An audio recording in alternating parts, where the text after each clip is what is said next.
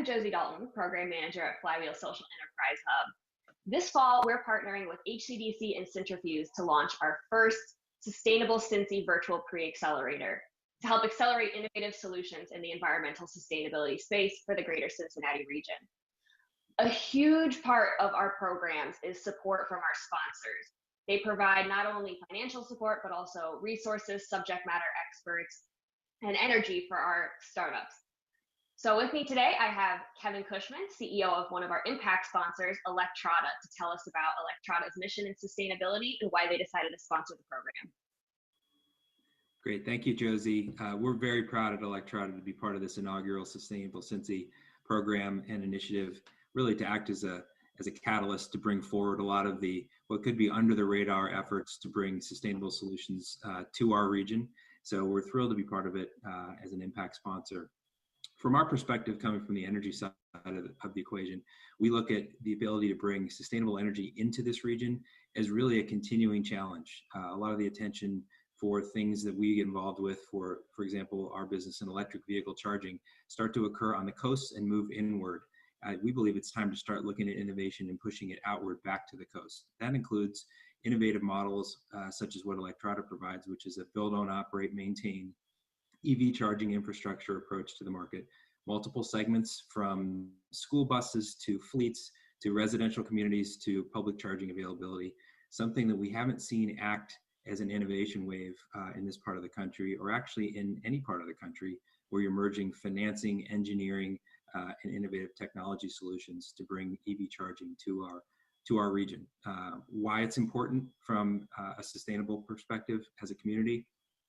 Our communities, as you know, are part of, in a lot of cases, EPA non-attainment zones for airborne pollutants. Being in a fossil-fueled environment from an energy perspective, historically, we're kind of seen as a laggard. And merging clean technology using clean sources of fuel to start moving in the direction where our communities are no longer polluted with diesel and particulate emissions is a big deal to us.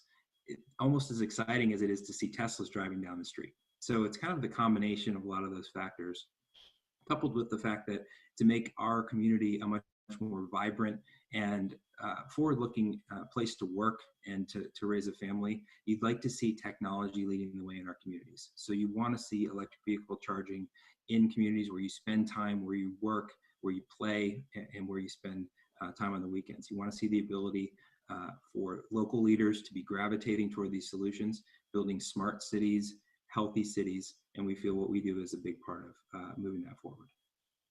Absolutely. We are so thankful to have Electrata as one of our impact sponsors and a role model for the startups that are going to participate in the program. So thank you so much to Electrata. We couldn't do what we do without our sponsors and their support. So we're really excited to have them and look forward to connecting them with our startups. Hi, I'm Josie Dalton, Program Manager at Flywheel Social Enterprise Hub, back to highlight one of our impact sponsors for the SustainableCincy Virtual Pre-Accelerator. Today I have with me Andrew Rich, partner at Donovan Energy, to tell us about their mission as a sustainable energy leader in this community and why they decided to sponsor the program. So first, Andrew, I'd love to hear about Donovan Energy as a leader in the sustainable energy space for Cincinnati. Josie, thanks. It's great to be here with you today and also as a sponsor of SustainableCincy. We understand that energy and issues related to energy can be inherently complex for those that lead companies. Oftentimes your energy expense or cost is an afterthought. We help our customers sort through the complexity of their energy usage and make decisions to use clean energy solutions really simple for them to make. So our tagline is, energy is complex, we make it simple. Now, what does that mean? Really, what we are at our core is a clean energy project development and finance company that empowers people who lead organizations to invest in clean energy solutions that create competitive advantages for them and simultaneously improve the world that we all live in. That's fantastic. And can you tell us a little bit about why you decided to sponsor the Sustainable Cincy pre-accelerator, what that means for you? Well, we think that given that we're smack dab in the middle of this space locally, it's really our responsibility to help lead the discussion and elevate the discourse around sustainability locally. We have a great deal of expertise in this field, and we feel that it's our responsibility to share that with others to help the region think more intently about sustainability. Absolutely. We so appreciate having you as a sponsor and as a role model for sustainability companies in our pre-accelerator.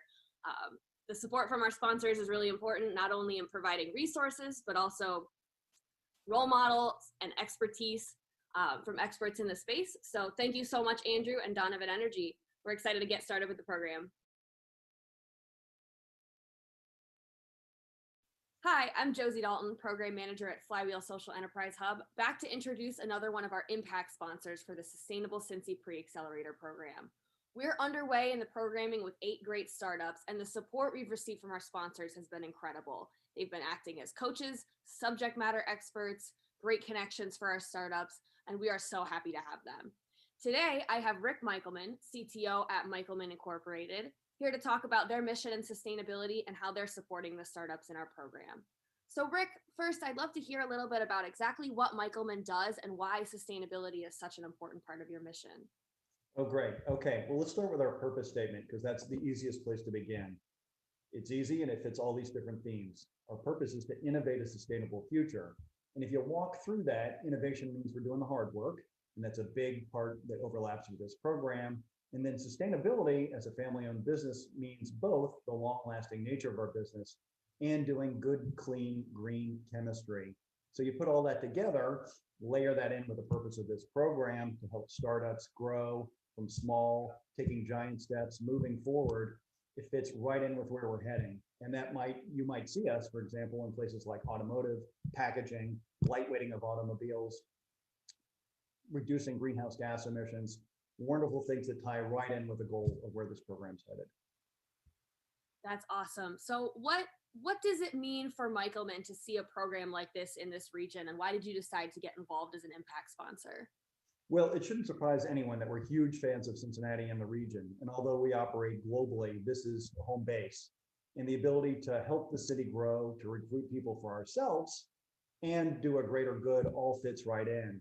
You layer that in with the ability of our people to be mentors, as well as talk on the sustainability side of it, layers all the way into this program and what we might be able to do for both the city and for Michelman and for the people of our community. Absolutely. We are so thankful to have Michelman as one of our impact sponsors. We really appreciate everything they've been doing to support our startups and look forward to them supporting future programs. Thanks so much, Rick. Thanks. Hey everybody, Anthony Seppi here with the HCDC Business Center. I can't wait to see the 8 companies present in a few moments. But before we jump into that, I just wanted to say how proud HCDC is, and I am, to be given the opportunity to participate in this extremely important initiative over the past few months. It was a total team effort with Flywheel leading the way, and HCDC was more than happy to jump on board. When given the opportunity to extend our reach and impact into the overall startup ecosystem, we're happy to do it, especially when we're assisting startups that are addressing some pretty wicked challenges, including food access, clean water, affordable clean energy, and much more. This is definitely not the end of the line for these companies. It's only just the beginning. Now let's go. Hi, I'm John Steger with Cintrifuse. I lead our work with startups, and we are absolutely delighted to be part of the inaugural SustainableCincy program. It's a great pleasure to work with our partners from across the ecosystem in support of these terrific founders and early stage companies. We see sustainability as a really important path to growth and theme for the future in startups in Cincinnati, and we look forward to playing our part, supporting them as they start out on their journey and grow.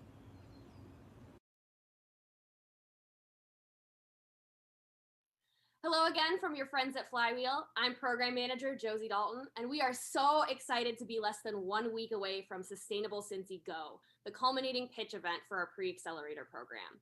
We have 8 amazing startups ready to pitch next week, and they have been supported by an amazing community of sponsors and contributors from across Cincinnati, not the least of which is our event sponsor, PNC Bank.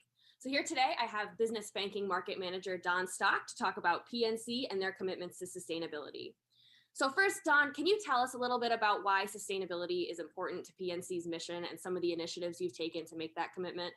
Sure, absolutely. And before I get into that, I just want to say how excited PNC is to be able to support SustainableCincy as a strategic partner. Anytime we get to partner with organizations like the HCDC, Cintrifuse, Flywheel, or companies like Kroger, Michelman, North American Properties, Dinsmore, Donovan Energy, we know that with that elite group of companies, that it's going to be a home run. And we are really, really excited, with the opportunity to be able to work with these companies. Because we also have enough confidence that, this cohort is going to make some significant impact breakthroughs that's going to make a significant difference to, one, not only the environment, but also our local economy. So we're really, really excited with everything that has to go, and we're ready to rock. As far as PNC, so PNC is 100% committed to sustainability, and our actions show that. In 2020, we met our 30% reduction goal for energy consumption and carbon emissions. And then since 2009, we've reduced our carbon emissions by over 55%. So, we're really proud of what we've been able to accomplish.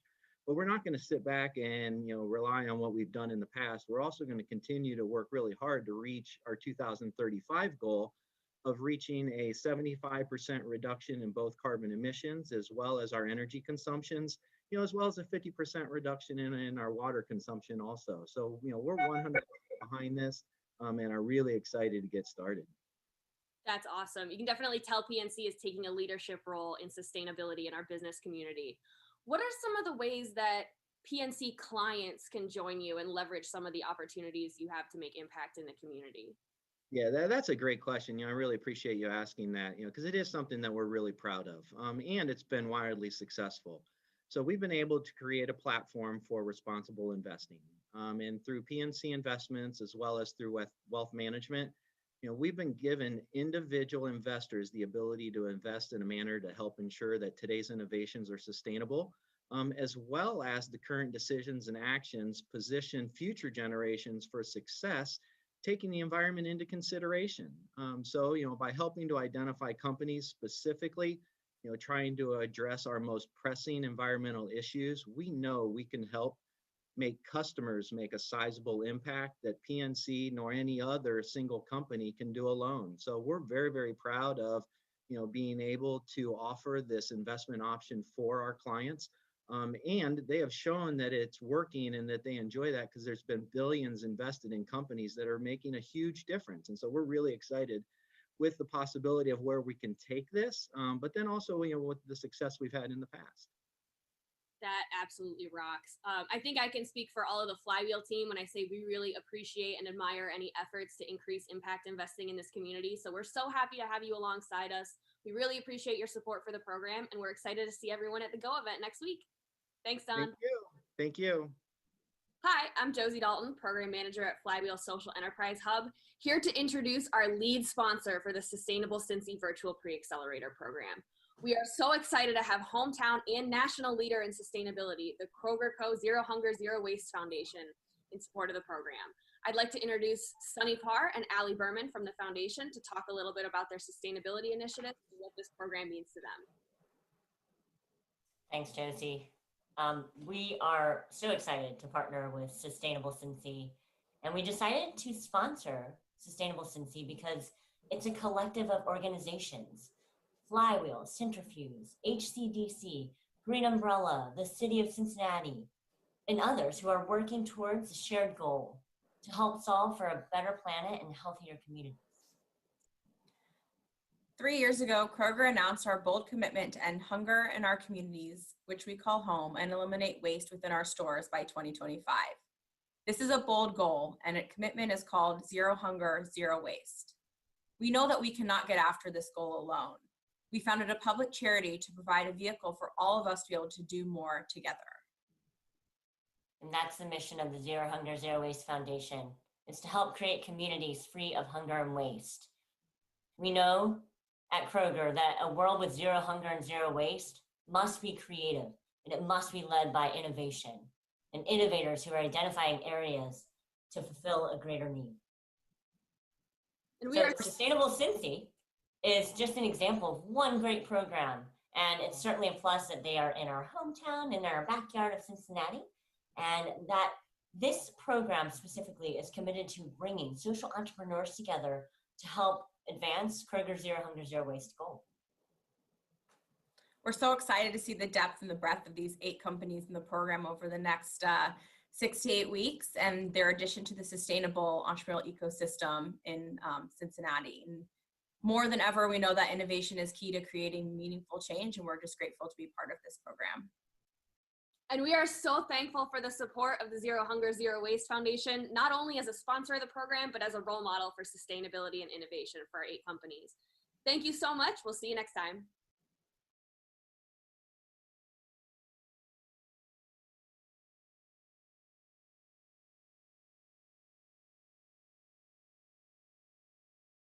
All right. Looks like we're live. Let me get my screen share so everybody can see what's going on. Should probably put it in present mode. All right.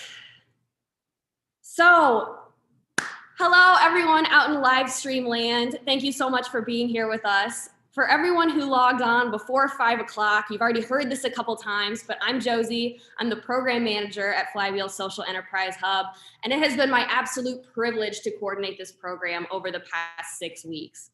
We really wish you could all be here with us at Union Hall, but we're so happy to have you tuning in from wherever you are. Before we get into tonight's activities, I want to take a few moments to reflect on everything that brought us to this point. So, a few months ago, we made a decision to take about twice as many companies as we normally do in about half the time in the middle of an international pandemic. And it was a huge undertaking, but ultimately it was one of the best decisions we've ever made. When I say these founders dialed in, I don't mean they dialed in for our Zoom meetings. I mean that they put every bit of their hearts and minds into this program, and tonight you're going to see all of their hard work pay off. Our 8 startups over the past 6 weeks were supported by 18 dedicated mentors, 10 high impact contributors, and 10 sponsors from across the ecosystem. Altogether, we spent the past few weeks sprinting towards one common goal: a more sustainable region and a more sustainable planet. I guess that's kind of 2 goals. Now, it's pretty typical at events like this to talk about how important our sponsors are and how much we appreciate their support. And that's definitely true, but these are not your typical sponsors. In this program, they took it to the next level. So first, I'd like to thank our event sponsor, PNC Bank, for their contribution to make this event possible. PNC is not only committed to sustainable operations with ambitious goals, but they also offer opportunities for their clients to make investments with impact in mind, which is something that is really important to us. Our lead sponsor, the Kroger Company Zero Hunger, Zero Waste Foundation, has been an incredible collaborator and a source of support as we built and operated this program. They're a huge role model, both locally and nationally, for innovation and sustainability. Our program sponsors, Procter & Gamble and Nestle USA, also model sustainability on the Big Co level and provided critical support for the program. Finally, our impact sponsors went above and beyond to share their resources, expertise, and enthusiasm with our founders. Beyond financial support, they provided coaching, connection, and direct encouragement to these companies, which meant so much over the past couple weeks. As we know really well in Cincinnati, it takes an ecosystem to grow a startup, and we're lucky enough to be situated in one of the most collaborative ecosystems in the country. It might surprise you that Cincinnati has such a strong foothold in the sustainability space, but the partnerships that drove this program are clear evidence of our regional leadership. This is the first time we've run a program as a team effort between multiple capacity builders. Working with HCDC and Cintrifuse took our game to the next level. We can't thank them enough for their contributions to the program and look forward to working with them on the next one. Speaking of contributions, we also experienced an incredibly strong response from local community and civic organizations. Intuitively, I think we knew that sustainability was an increasingly important challenge in this region and beyond. But the way our contributors and the community rallied around us and these startups was inspirational. So we thank them so much for all the energy and time they invested in supporting our startups. Okay, so now that we've all gained an appreciation for the teamwork and effort that brought us here, let's talk about what you can expect this evening. We have 8 fabulous startups here to pitch their ventures to you. They will each have 5 minutes to present, followed by 2 minutes of Q&A from our judges. When the pitches wrap up, our judges will move off screen to deliberate, and we'll have a fireside chat with renowned sustainability expert and futurist, John Picard. Really excited about that. And then finally, after our fireside chat wraps up, we'll bring our judges back and close things out with 5 awards. So we have the Judges Awards, first, second, and third place. We have a Peer Choice Award, and we have the Audience Choice Award. So this is where we're gonna get a little interactive. In the description of the YouTube video and in the chat, as I think Navi is gonna pop it in a few times, we have a Google form that you can use to vote for your favorite pitch. The Audience Choice Award comes with a $1,000 prize, so don't vote lightly. Listen closely to all the pitches and vote for your favorite to win. So speaking of awards and judges, I'd like to introduce our 12 individuals who are evaluating the startups at tonight's event. They represent some of Cincinnati's best and brightest in the sustainability, social impact, and entrepreneurship spaces. We are so happy to have them and really excited to hear their questions for our 8 companies. This group really represents the collaboration that drives progress in our ecosystem. You can see the variety of organizations represented here, the diversity, we're so happy to have them. So, I think it's easy to think of events like this as an ending because it comes at the close of a program. We're celebrating their success and all the hard work that has gotten these startups here. But in reality, it's a beginning. It's the beginning of Cincinnati's rise to the top of the sustainability space and all of these ventures' journey to grow and create a more sustainable planet. So, without further ado, I think it's time to get these pitches underway. Kicking us off tonight, we have a team that comprises some of Cincinnati's nonprofit and social impact superstars. Coached by John Picard and Dan Poston, they are going that last mile to reduce both food waste and hunger in our community. Introducing Last Mile Food Rescue.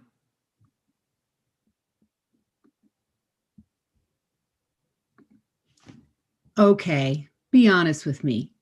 Have you ever forgotten about that container of strawberries you purchased from the grocery store?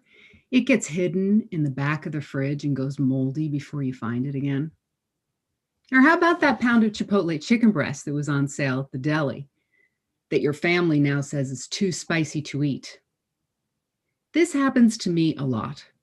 If you feel badly about your weekly refrigerator purge like I do, just imagine what goes on at your local grocery store. I am Eileen Budo, the Chief Operating Officer at Last Mile Food Rescue. I'm sure you've all heard the statistics. 40% of all the food produced in this country is wasted, while 1 in 6 are hungry. I want to tell you about a simple idea that solves 2 big challenges: food waste and food insecurity, and what you can do to help. A lot of the produce in the grocery store actually never makes it off the shelf and into a consumer shopping cart. And if it doesn't go home with a consumer, where do you think it goes? I recently visited a produce distributor. That's a company that buys directly from growers and delivers it to grocers and restaurants. And I was overwhelmed with the amount of produce being thrown away because it didn't meet a grocer's quality standard. Maybe it wasn't the right size or had small blemishes or bumps, or maybe it was just ripe. I would certainly feed that produce to my family if it was in my kitchen. In Hamilton County, we landfill over 1 million tons per year, and 22% of it is food waste. So that means we're throwing away the equivalent of 22,000 trash trucks worth of food. That's enough to circle completely around I-275 2 times. Just think of the amount of wasted water, land, and labor that went into producing all that food. If food waste was a country, it would be the third largest emitter of greenhouse gas behind China and the US. This makes me so angry. We have so many people in our city who are hungry. About 115,000 people in the city of Cincinnati are food insecure, and over 35,000 of these are children. And these numbers are all statistics before COVID. In greater Cincinnati, 19% of the population are now facing food insecurity. So why is 40% of our food getting wasted? And 1 in 5 residents of Cincinnati are going hungry. The generators of all this surplus food, the grocers, the distributors, they don't want to dump it. They want to get this good food to those who can eat it, but you see, there's a transport problem. They don't currently have a way to efficiently get it to the hungry. And let's face it, trash collectors make landfilling a much easier solution by sending their trucks on a regular basis. That's why we created Last Mile Food Rescue. We interrupt that trip to the dump and get the good, fresh food to people who need it most. Last Mile Food Rescue is mobilizing all the generous people we have in Cincinnati and leveraging technology, volunteers' cars, and a food rescue hero app to address that food transport problem. We're a very small nonprofit with practically unlimited capacity. Think of us as the Uber of food rescue. Our app identifies food available from the businesses that would have wasted it, and our volunteers get it to those who will eat it, point to point. Now, you might think that the Free Store Food Bank is doing this, but a food bank specializes in distributing large quantities of food from their depot. It comes in, it gets inventoried, and then it gets distributed. They can't deal with the perishable nature of the food that we can rescue. The food we rescue doesn't go into a storage depot because it needs to be used soon. Our food rescue heroes bring that food quickly to those who will eat it now. Last Mile Food Rescue and our Food Rescue Hero app is part of the largest coordinated volunteer food transport network in the US today. We mobilize volunteers, we rescue good food, and we deliver it to nonprofits serving those facing food insecurity. Now, if you have a car, a smartphone, and 60 minutes to spare, you can make an impact and end food insecurity in our city. Downloading the app is very easy. Pick up your phone now. Open up your app store and download Last Mile Food Rescue. Sign up and complete a safety training. You can then claim a rescue from a local grocer, restaurant, or company with food available in your neighborhood at a time that suits your schedule. And you deliver it to the nonprofit we've identified who can make the best use of it. So many people don't know how to help. Last Mile Food Rescue provides a way to help those most in need in a low-contact, COVID-safe manner. In just 1 hour, you can make a real difference. In fact, we'll show your impact on the app. Here's what we've done in Cincinnati just after 2 weeks of our startup. So won't you join us and go that last mile and bring fresh, good food to a nearby nonprofit and help us end food insecurity in Cincinnati? Thank you. Thank you so much, Eileen. Now let's have 2 minutes of Q&A from our judges. Eileen, thank you very much for sharing that story with us. I think everybody would agree with you. It's a major problem, and it's nice to see some solutions around it. My question is in regards to the partnerships that you create to actually receive the food, and then also kind of the economics around sustainability of this program. So, for instance, obviously you're partnered with some other nonprofits and other organizations to take that food and use it wisely.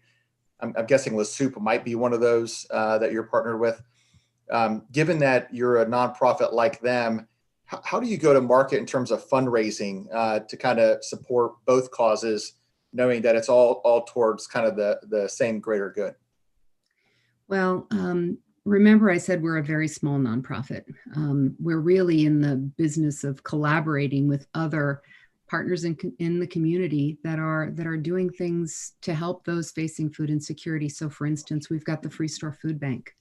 and Kroger on our board of trustees, and they've been tremendously helpful to us in getting us started. We have some great partnerships with food distributors who are providing that food for us. We've got Castellini in Northern Kentucky, who's just been absolutely amazing in providing us with great produce. And my co-founder, Julie Schiffman, is an amazing fundraiser. She comes from the nonprofit area, and she's just has tremendous contacts around Cincinnati that have been able to, and she's been able to use those contacts to open some doors for us. And frankly, when we tell the story of Last Mile Food Rescue and what we're doing, it's really kind of innovative if you think about it. I mean, it's all about the logistics. It's leveraging technology that's been developed and in use in several other cities and bringing that to bear in Cincinnati, and really addressing the efficiency challenges we have of getting food from point to point. And that's kind of why we named ourselves Last Mile Food Rescue, because it's all about that last mile. Thank you. All right, we have time for one more quick question. Eileen, thanks so much for your presentation. Sunny Parr from the Kroger Zero Hunger, Zero Waste Foundation. Last Mile embodies, right, the absurdity that you presented in regards to the solution for a more inclusive charitable food system. I'd love to know the kind of mobilization of gig volunteerism is really interesting to me. So I'd love to know, how do you plan to ensure, kind of the quality of the volunteer base as you grow? This is a really important point because I mentioned we have so many generous people in Cincinnati. It's just overwhelming, the amount of people that currently are out there doing food waste anyway, or food rescue anyway. But connecting them in a way and providing them, for instance, with food safety training. Food safety is really an important element, and we've got some very kind of pertinent food safety training that's available on the app that a volunteer can go through in a matter of 15, 20 minutes, but it touches those really important points. I'm Serve Safe certified from a food safety standpoint, and the training I believe is really top notch. Plus, we have some amazing folks on our team that are helping us from a social media standpoint. So staying connected with volunteers, engaging with them on a regular basis, bringing them together in virtual meetings, virtual settings, so that we can establish kind of that community and help them know what impact they're making and help them do a good job every day. And like I said, we've got a capability on our app that shows your impact. And I think that it's really, really neat that we can show not only how an individual has made a difference in Cincinnati, but how our community is making a difference and rescuing pounds of food that result in meals that get to people. And then we're also able to show how we're connected to the broader community across the US that uses this technology, and how, just amazing. Bringing food that ordinarily would have gone to the dump and repurposing it and helping people, just kind of take that food issue off their table so they can focus on other things that bring a more sustainable, high quality life to them. Thanks so much. All right, we are off to a strong start. Next up is a founder who will make sure that you never look at a plain green grass lawn the same way again. Coached by Sandy Hughes and Ken Best, here's a venture that will teach you the importance of little insects for big impact. Here's Be the Keeper.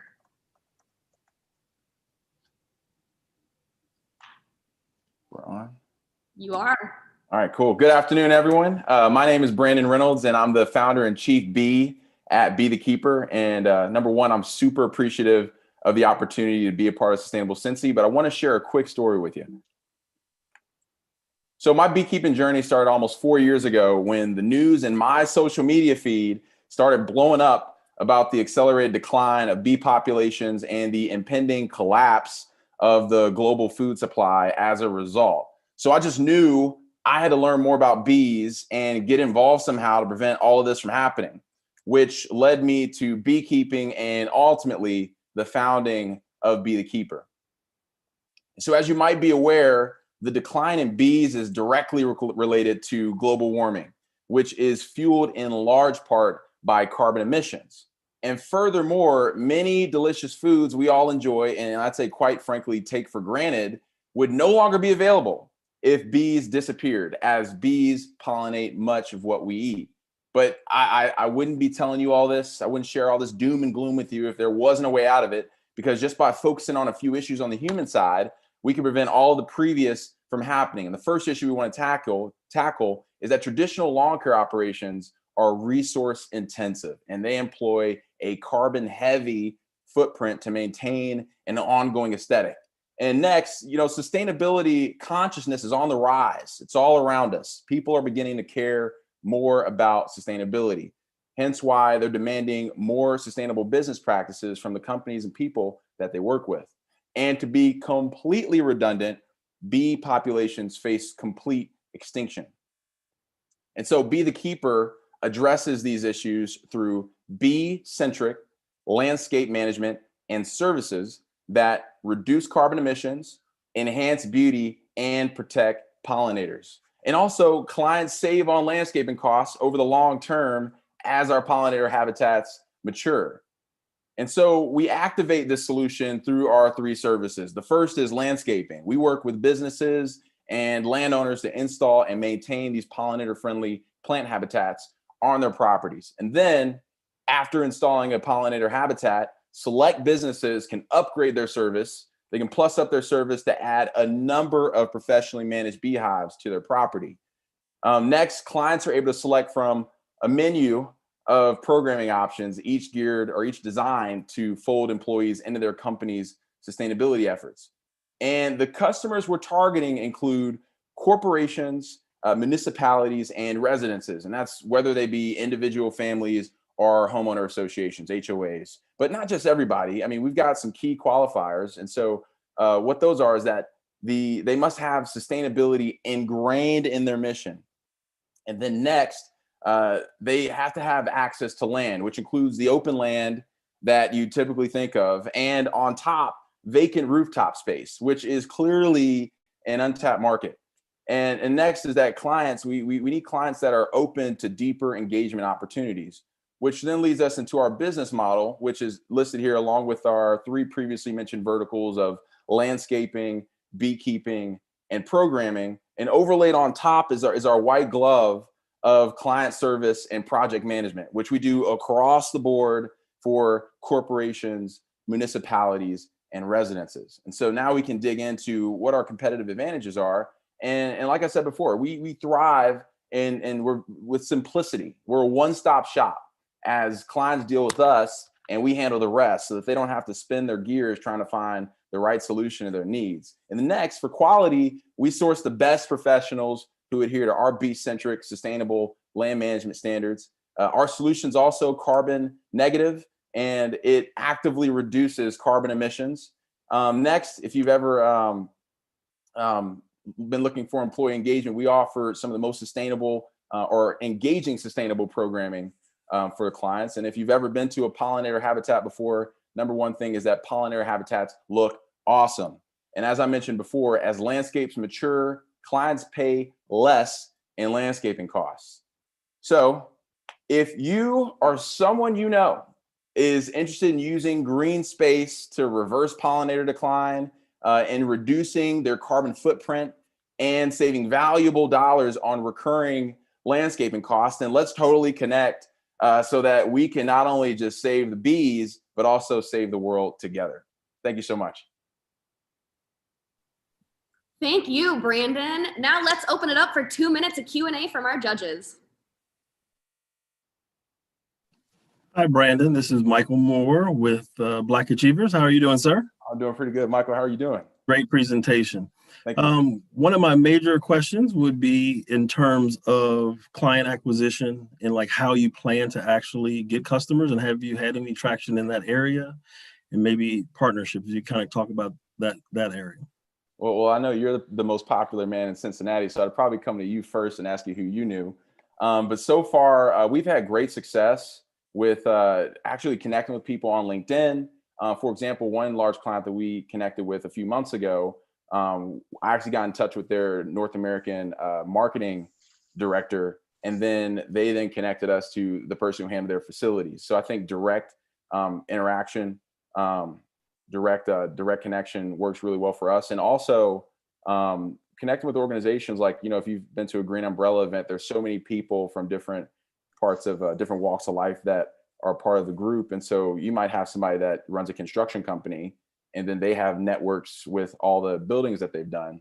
And then we can connect and they can say, hey, I've got a client that wants to be more sustainable. Can you help them out? Thank you. All right. Brandon, my name's Kelly. I'm with Main Street Ventures, and congrats on a great presentation and being part of this program. Also, nice work on buttering up Michael there with being the most popular man in Cincinnati. He is, I'll vouch for that. But my question is around kind of the cost comparison. And I guess I'm talking about really the pricing, not cost, pricing to your members and how it compares to traditional landscapers. And then to tack on a bit to that, you talked about getting them to add on, you get them in and getting them to add on. So curious about how they compare to traditional landscapers and how you envision, the sale process for having them add on. Yeah, that's a really good question. Short answer, and this is for the first part of the cost, is it comparable to traditional landscaping services? The short answer is yes. But the long answer is that we really build the budget and the cost to the client's needs. So for example, we did a large landscape installation for a client in Walnut Hills this summer for 10 grand. But then last week, we did a smaller installation in front of Hughes High School for $2,500. It just all depends on what everyone can afford. And when it comes to plussing up the service, say if they say we're going to put in the landscape this year, for example, and spend $15,000, and that's going to be installation and maintenance, and that's all we can do. And then next year we'll tack on bees. It's always just developing this menu that not only fits their needs and fits their budget, but goes with the mission of the company. Nice, thank you. Do I have time for one quick one? That's actually all the time we have, but thank you so much for your questions. We're gonna keep rolling. All right, if we can release the screen. Here we go, we are moving. All right, if you log off of this event and start making plans for all the junk that you need to get rid of, but shouldn't throw away, you can thank these ladies for the inspiration. Coached by Bob Zeke and Jenny Powell, it's my pleasure to introduce the recycling queens of the Queen City, Cincinnati Recycling and Reuse Hub. Okay.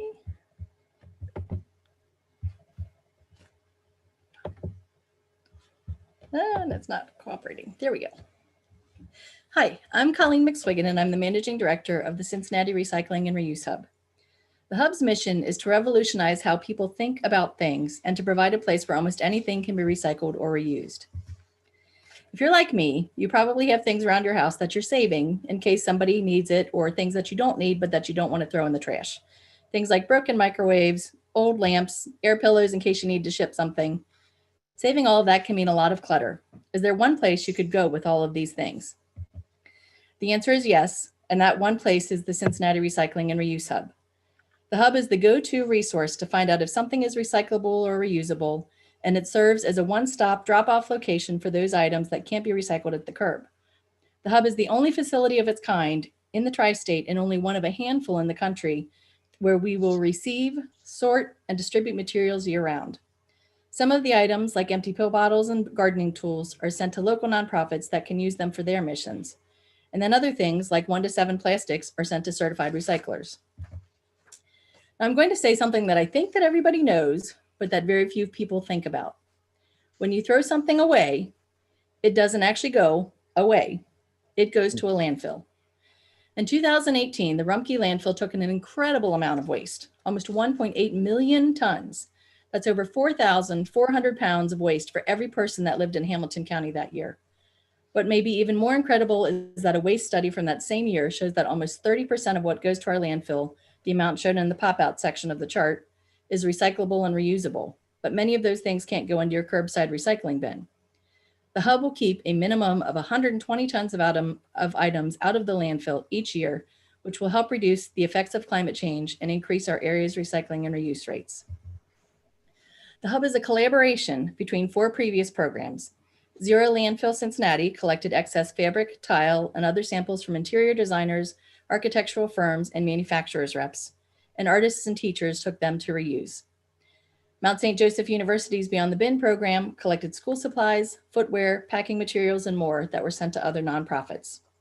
The Mounts Electronics Recycling Days took in TVs and electronics that other places won't take, and the TerraCycle program at Pleasant Ridge Montessori collected things like squeeze pouches from applesauce and sent them to be recycled. All of these programs were very successful. In fact, if you add up all of the materials for all 4 programs, it comes to more than 465 tons of materials collected. That's enough to fill 2 Olympic-sized swimming pools. For as successful as they were, though, there was one problem with all of these programs. They were always temporary. Programs moved year to year based on where we could beg for space. Because we only had the space for a day, or at best a month, we never had enough space for the amount of items people wanted to bring to us.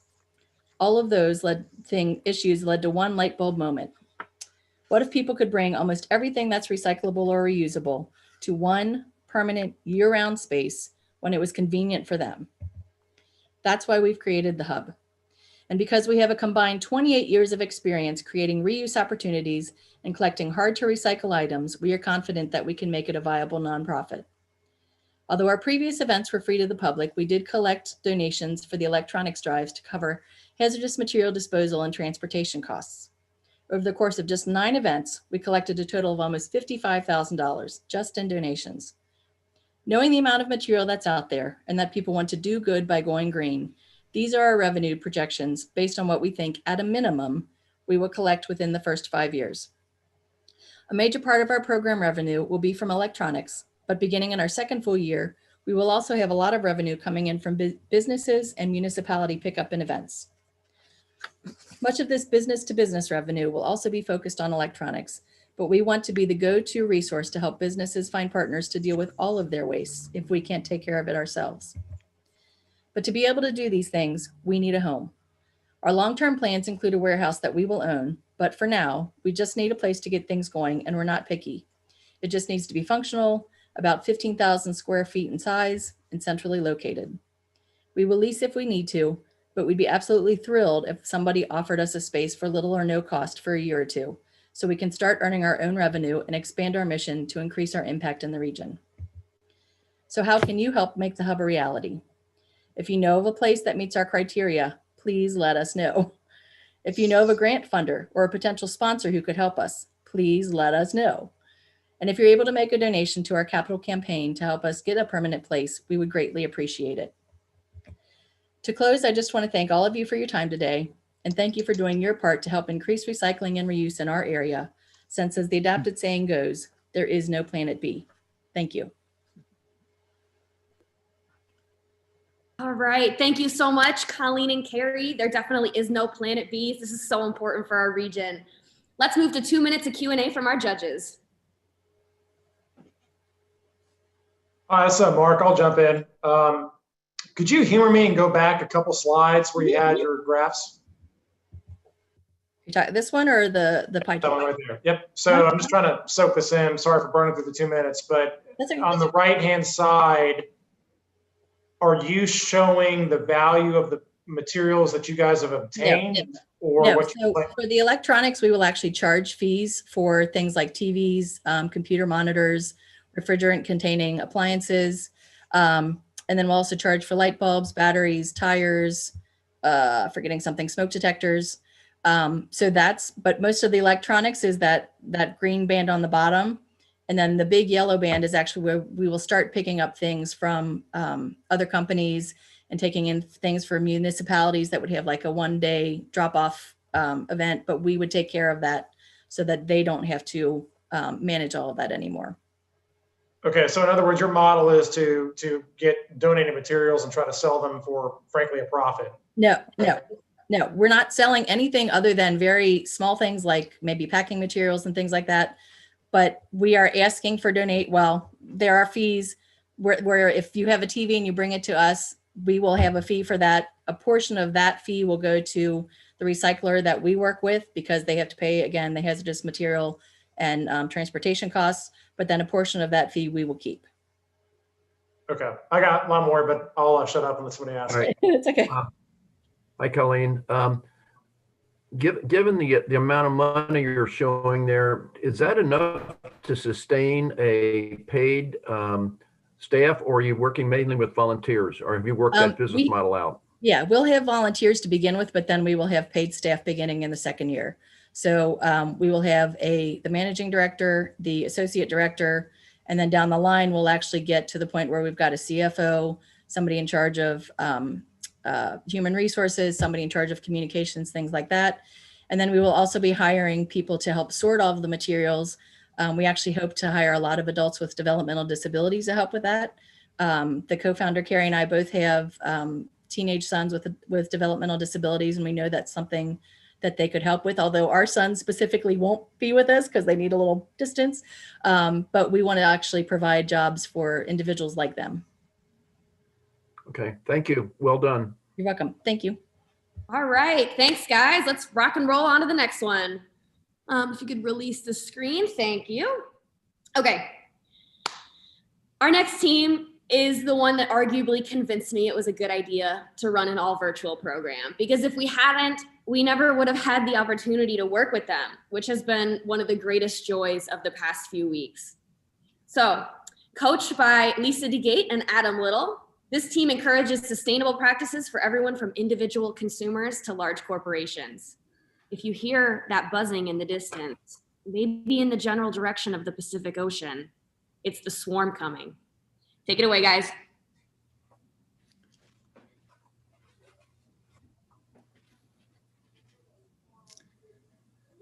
Hello, everyone.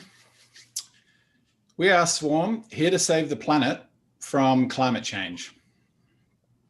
Now, I'm pretty confident in saying everyone here is a part of the 63% of Americans that are worried about climate change. But I'll bet you didn't know that of this 63%, only 8% understand what they can do to prevent it. That's hard to believe.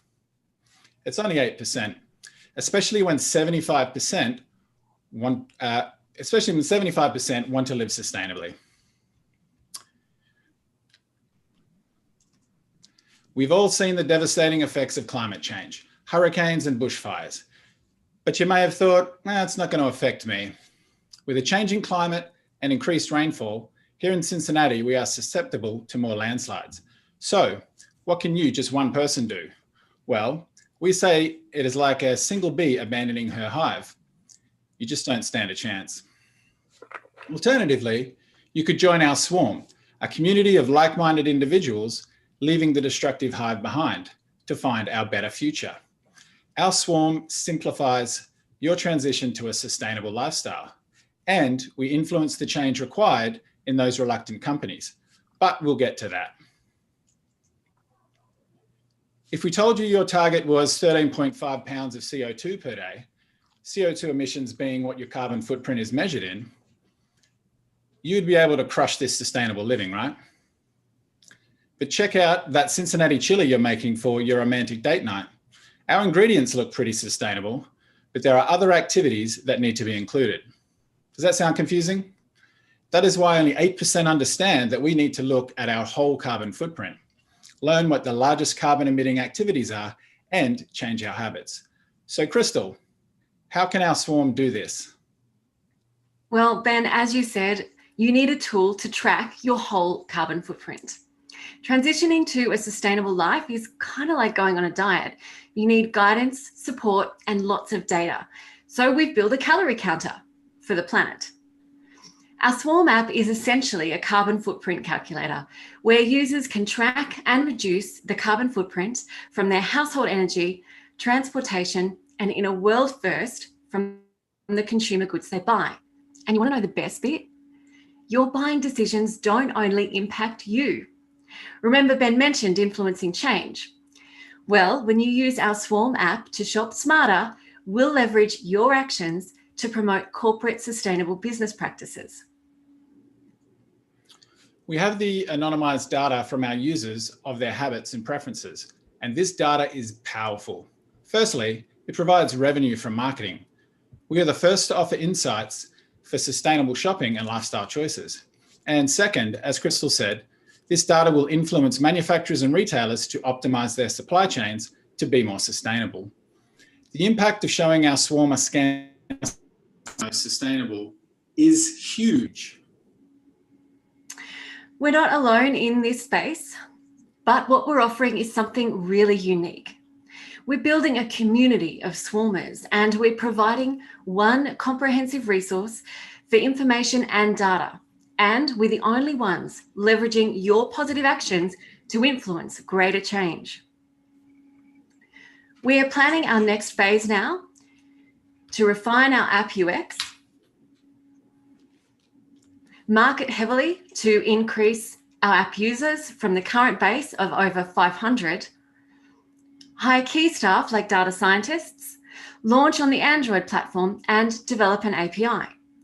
For those who aren't sure, that's a database subscription for online retailers to be able to provide real-time carbon emissions data to the consumers on their platform.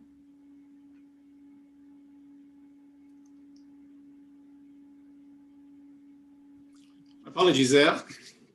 Bit of a technical difficulty. I'm assuming you can hear me again? Yep. Yes. We have great organic growth and a solid revenue pathway. We know our costs to grow the swarm, so we will be fundraising soon. We are expanding our team, creating partnerships, and looking to bring on advisors. Our team are all from different backgrounds, offering a variety of expertise, but we need more experts. Technical advice to help build that API I mentioned, guidance to develop our app UX, and support to help source prospective impact investors. The responsibility to reduce global carbon emissions lies at the feet of the consumer, manufacturer, and the retailer, and our app brings all three together. Everyone here today has the power to help reduce global carbon emissions. So, whoever you are, you can help make a difference. We'd love to hear from you. Please connect with us, and please join the swarm. Excellent. Thank you so much, Ben and Crystal. Let's have 2 minutes of Q&A from our judges. Hey, Ben. Hey, Crystal. Great job, and congratulations on getting through SustainableCincy. This is Anthony Seppi with HCDC. So I've got a question about just kind of your milestones in terms of your app development. Are you guys considering any types of strategic partnerships with some of the grocers out there, Kroger, Giant Eagle, those types, in terms of integrations? Is that something you guys have planned? Yeah, we definitely have planned to do that. The big thing is our API, that we can bring our algorithms to the products. So that means that although, Kroger or whoever will know the carbon footprint of their products, they just don't know what the final end journey is, transportation, disposal, things like that, which we can help them with our AI, which we will also be including in our app. So those partnerships are vital for us, so we get up-to-date information and the correct information. Okay, thank you. Hey, Ben. Hey, Crystal. Good to see you. This is Ollie Kroner with the city of Cincinnati. I love that from around the world, the other side of the world, you calculated the carbon footprint of Cincinnati chili. I appreciate that. We hear from people all the time that they want to make an impact, but it's clear to us that the behavioral component, the behavior change, is the hardest to make. How are you thinking about behavior science in the design of your product, and how are you measuring the actual changes that you are nudging in people's lives? Yeah, thanks. That's a really good question. We kind of learned early on that the behavior of people it will change with practice. What we needed to do was make that as easy as possible. So the first version of the app, everything is very manual. And with the upgrade, we're looking to automate a lot more of the features in there. So users will have to pull out their phone less. It will advise them how they're doing, and they will then understand, hey, if I'm getting a taxi rather than the streetcar, it's going to be a higher carbon footprint, and then they can learn from those sorts of things. So changing behavior is probably, that's our main goal. And like I said, it's going to take a lot of practice. And if I can add to that, actually, just to say that what we're really wanting to do is kind of model on the fact that people are getting more and more au fait with using lifestyle apps to really impact their daily lives. So we really think that this is something that we can translate to the carbon footprint and sustainability part of their life as well. Awesome. Thank you so Great. much, Thank Form you. Team. All right. My friends, we are halfway through our slate of pitches and not slowing down for anything. So let's keep it going. I'm not from Cincinnati. When I moved to Cincinnati a few years ago, I never would have guessed that it was a place where agriculture could thrive. But this team proved me wrong. They're not just providing fresh local produce to our region's food system, they're doing it in a way that honors land and labor with soil restoration and family sustaining jobs. Coached by Joe Vallow and Michonne Stiles, I'm so excited to introduce Our Harvest Cooperative. Awesome. Are you aware that the type of food you eat can give you real life and vitality? And I'm talking real life and vitality. The kind that makes you want to jump out of bed each morning, the kind that adds spring to your step, the kind that radiates out of you. Are you the kind of person that wants to keep you and your family healthy with the freshest, tastiest, most nutrient-dense fruits and veggies available? Are you one of those people that wants to know that the person who grew your food cared about it and was cared about? If you said yes, you are not alone. There are a lot of us out there. It's a major local and national movement, and it's growing. It's a life-changing movement. Why? Because what we put into our body matters. It's fundamental, a basic building block of our health. We want to eat clean. We want to trust that our food has not been subjected to chemicals or gases to help it ripen, that it hasn't traveled across half the country for days, losing its nutrients on the way. We want fresh, nutrient-dense food that we can trust. My name is Kristen, and I'm with Our Harvest Cooperative, and we bring you that food. We are a worker and community-owned farm and food hub. We create access to healthy local food in a way that honors land and labor. We supply more than 100,000 pounds of produce every year to the greater Cincinnati area, and we do it through 3 different channels. Number 1, we sell directly to individuals or families through pickup points around the city. Number 2, we sell wholesale to restaurants and stores. And number 3, we work with social agencies that have programs to get food where it's needed most. Today, I'm going to talk to you about number 1, how you and your family can get fresh veggies from the local Our Harvest farm. All the magic happens by getting the weekly harvest box. So what's a weekly harvest box, you might ask? That means that every week, the farm and the food hub make a small, medium, or large box of fresh picked fruit and veggies just for you. From our emails and social media, you'll know what's coming in your box.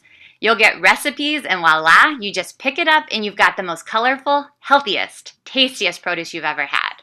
We make it easy to eat with the seasons. And we support you in having new food adventures that get you out of routines and ruts. And who knows, you might meet a new veggie. You might find new recipes that become family keepers. So maybe I got your attention. Want to hear the juicy details? We provide you a way to receive fresh local produce year-round. Through our website, you can sign up for your weekly harvest box. You can add local meats, cheeses, eggs, honey, jams, and much, much more. Your subscription online, stopping and starting it as you please, going on hold. When you're on hold, you have an option to donate your share to Cane's Rainbow Choice Food Pantry. And something to know about most community-supported agriculture, CSA, is that you have to pay for a whole season of veggies up front.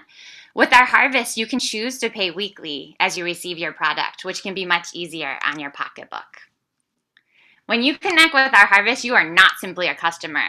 You're part of a community that connects through pickup sites, Facebook, email, and optional on-farm volunteer days and more. When you buy tasty, nutrient-dense veggies and fruits through our harvest, you support worker voice. We have a diverse team of 12, each of whom has a pathway to ownership. When you buy food from our harvest, you also care for the land. You help care for the land through sustainable practices that trap carbon and build rich soil. You support efforts to get healthy local foods to people in food deserts. Our harvest partners with many groups to get food where it's needed most. You also help train the next generation of farmers. Our harvest serves as the practicum site for Cincinnati State's Sustainable Agriculture Program, and students come weekly to our urban farm, which happens to be on a bus line. So are you one of those people that wants healthy, tasty, nutrient-dense food you can trust? Food that heals the planet and builds our local community? Awesome.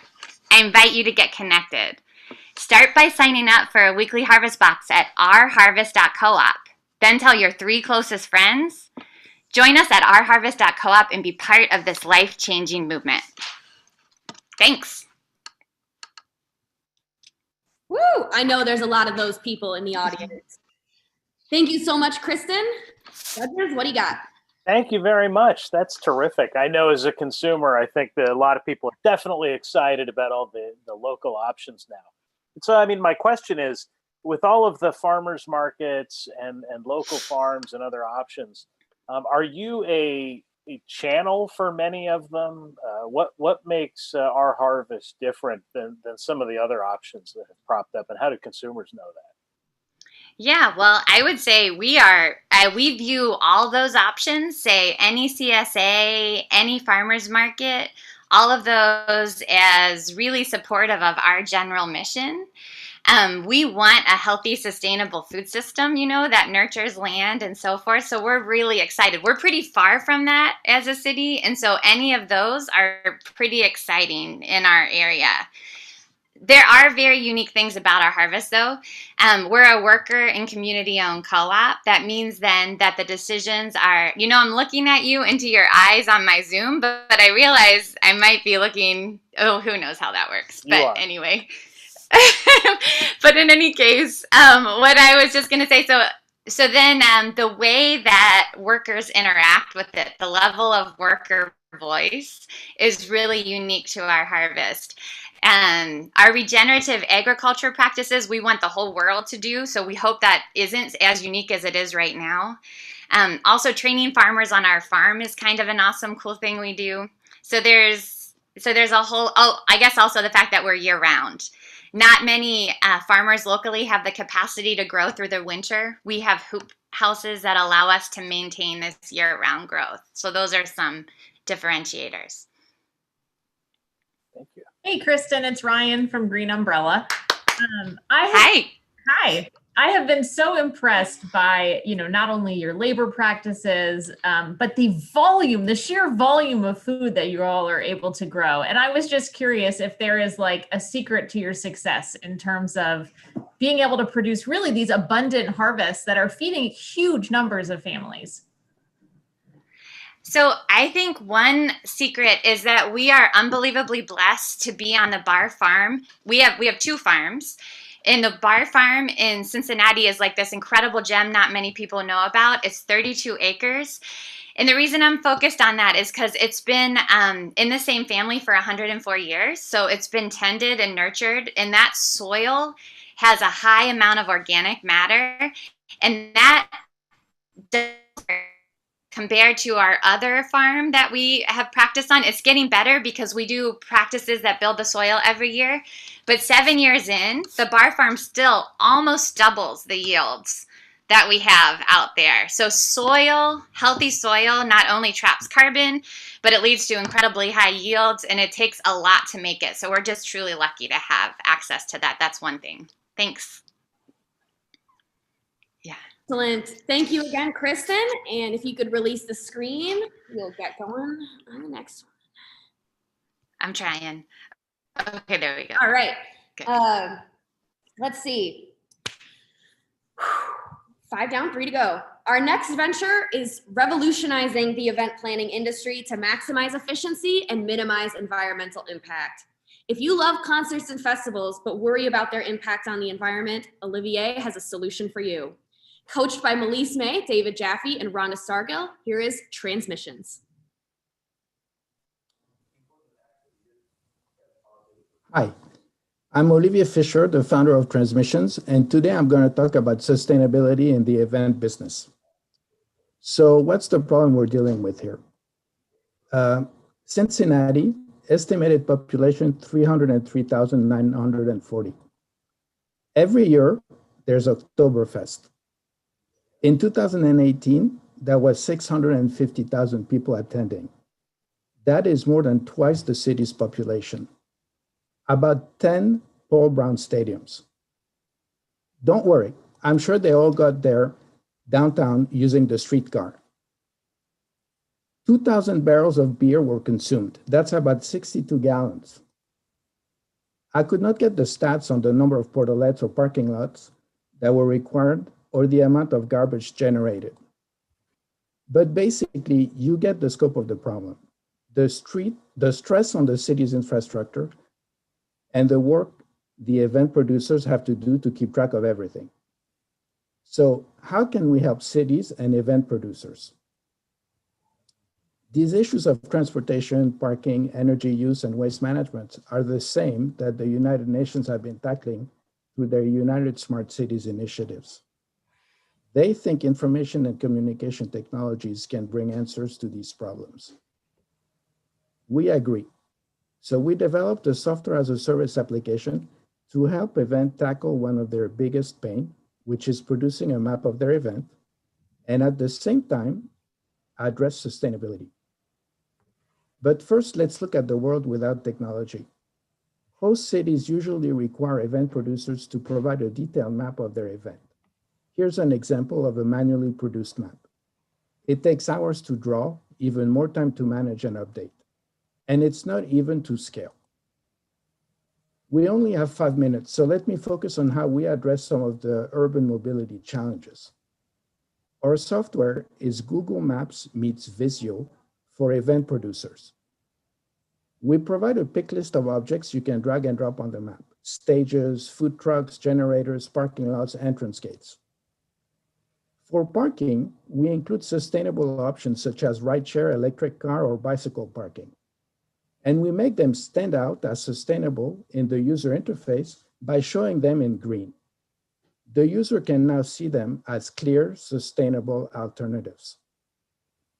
Also, we provide tools such as the transit locator, where the user can click a button and locate all the public transportation options in the area and include them on their map.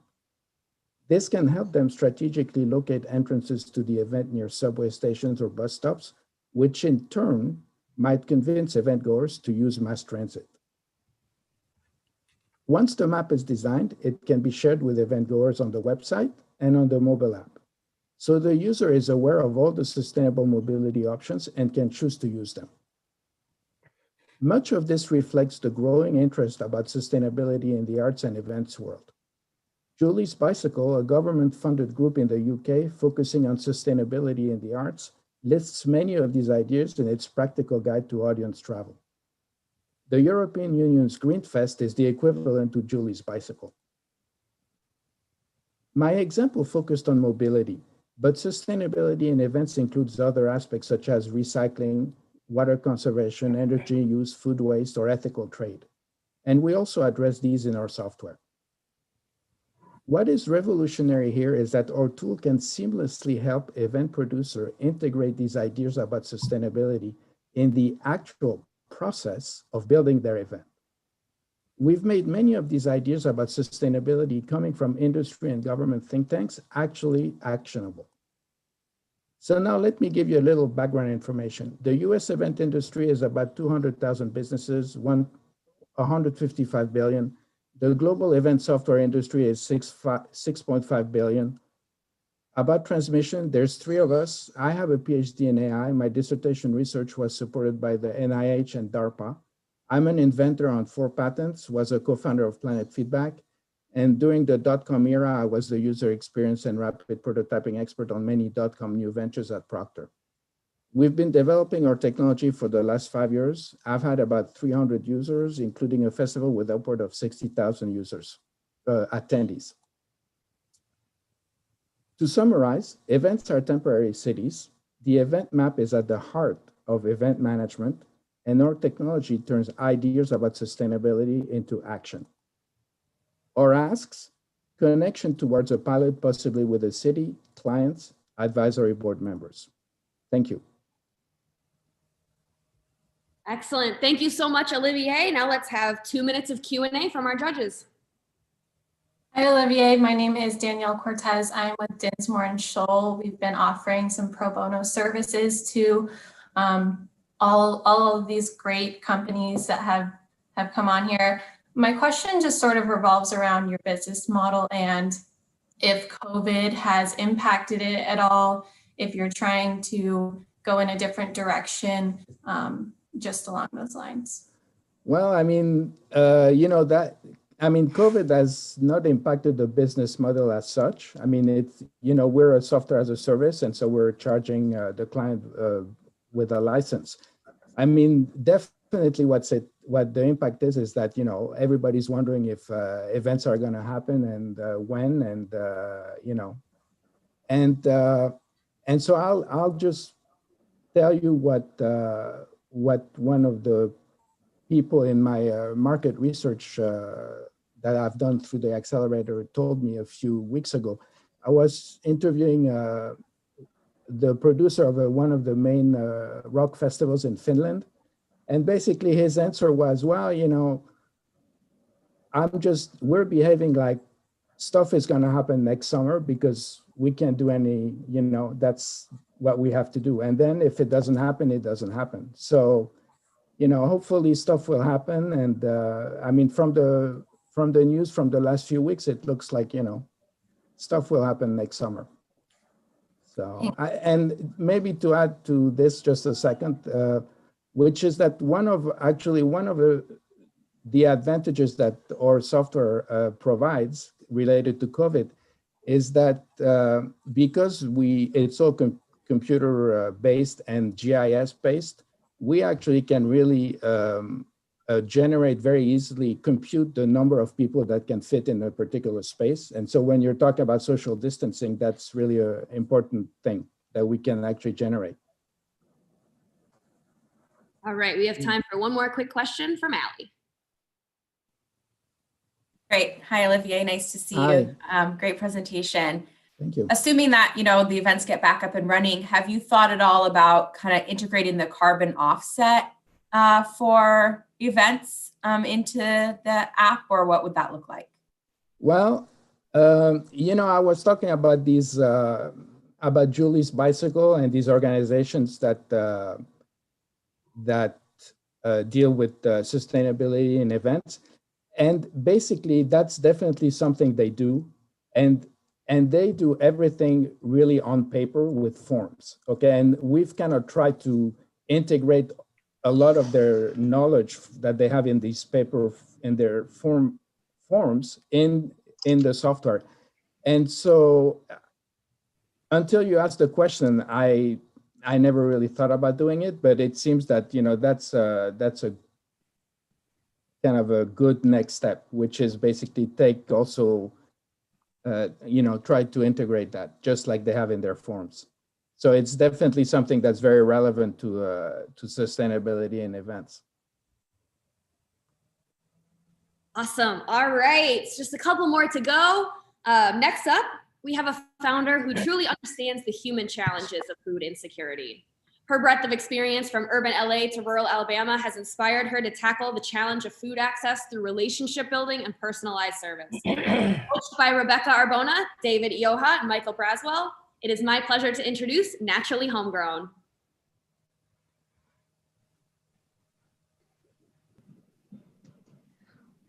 When you hear the terms farm or farmers, what comes to mind? Do you think of flannel shirts, tractors, overalls, or even the song, Old MacDonald? I was curious. I asked Siri, and She came up with some of the images that I think a lot of us have in our mind. An older white gentleman surrounded by animals. You probably wouldn't think of me as someone who has lived on a farm. Hi, my name is Kyla, and I am the founder of Naturally Homegrown. When I was 8 years old, my family and I moved from Los Angeles, California to Prattville, Alabama to live on my grandfather's farm. What I enjoyed most about Alabama was the access we had to all of the fresh food. No more trips to the grocery store that took an hour in traffic back and forth. It took so long because we didn't have a grocery store in our neighborhood. When we moved to Alabama, I had the freedom to eat as many blueberries as I wanted from Blueberry Hill. I could walk down the red dirt road to my great-grandmother's house and pick peaches from her peach tree or watermelons from my grandfather's watermelon patch. I learned at a young age and experienced both the difficulty and ease around accessibility to fresh food. We all know that fresh food is more nutritious and that it leads to living a longer, healthier life, but not everyone in our communities has access to fresh food due to barriers such as the lack of healthy food options, affordability, and transportation. Naturally Homegrown exists to provide access to affordable produce that's safely accessible for individuals and families who live in food desert neighborhoods, which are neighborhoods without a major grocery store or farmer's market. We do this by growing fresh food in underserved communities and getting fresh food into people's hands by meeting them where they are, at home. We're delivering directly to our consumers' doorsteps. With our focus being on African American neighborhoods that unfortunately experience higher health disparities due to the lack of food options. Food desert neighborhoods exist all over the US. The Green Umbrella reported that in Cincinnati alone, more than 46% of people live in a neighborhood without access to fresh produce and or a major supermarket. In fact, my husband and I live in Roselawn, and we're considered a food desert. Thankfully, we have resources and transportation so that we can access the fresh produce and fresh foods, but that's not the reality for most. With that in mind, I'm currently working with a designer to include a user-friendly platform that will be embedded in our website and allow our consumers to order fresh produce on a schedule that best fits their needs. We started delivering produce in June, and we've been able to deliver 190 containers, which is about 2,000 pounds of produce. And we hope to deliver twice as much next year. Naturally Homegrown takes pride in our diversified produce sources. We procure our produce in 4 ways. We glean. Gleaning allows us to harvest surplus produce from local farms in an effort to prevent food waste. We rescue, which allows us to partner with local grocery stores, organizations, or farms to gather fresh produce, like one of our partners, Foxtail Farm. We try to purchase from local farmers and growers, and this is one of our local growers, Aaron, that we've been able to work with. And last but certainly not least, we're growing. We're growing our own produce in Bond Hill. I'm really excited about this opportunity. We're working with Brick Gardens and Tridestone New Beginning, and we're growing on about 1.5 acres of land, which is about 5 minutes away from my house, so that's even better. We started sampling the soil and preparing the raised beds, and we were able to sample 3 of the beds, and we were able to harvest Swiss chard. We harvested some greens and some turnips as well. So we're extremely excited about growing and harvesting even more in 2021. Delivering fresh produce that is grown locally is critically important in eliminating 2 major barriers of accessibility. transportation, and cost. Growing locally is more sustainable, it's better for the environment, it's familiar, and it's safely accessible for local residents, which more than increases the probability of long-term access. In closing, the heart of Naturally Homegrown is built on our commitment to give back. We're pledging 10% of our profits to ensure that we are establishing access to fresh produce. We're starting this Saturday. We're partnering with Molina Healthcare to provide 100 bags of produce at a local community event. If you're interested and ready to get your hands dirty, literally, reach out to us on Instagram at Naturally Homegrown Food to learn more about volunteering at our garden in Bond Hill. We'd love to connect and partner to discuss opportunities to rescue, glean, or grow produce. And you can always follow us on Instagram to stay connected. Thank you so much for your time. All right, Kyla is here to answer our judges' questions. Thank you so much. And really quickly, Josie, I just wanted to make a comment. Yesterday, I was asked to consider how referencing older white men as farmers might come off as offensive. And the point of that statement is just to draw attention to the disparities that exist. As one of very few Black women here in Cincinnati doing this work, if that gets me into a little bit of good trouble, as John Lewis would say, I'm okay with that as long as we are starting to have those conversations around working through those disparities. That's great. Thanks, Kyla. That was amazing. Really wonderful presentation. And thanks for all the really important work you're doing in Cincinnati. It's nice to see you. I have a question around marketing and how do people find out about you and what does that look like for the next couple years of growing your business? So right now, as I mentioned, we're very new. So we're only 5 months old and we've been reaching out to our consumers via social media. And we'll continue to do that. And as we ramp up and our website goes live, we will be able to push that out on social as well so that we can invite consumers to order from us online and learn more about what we have going on in that channel.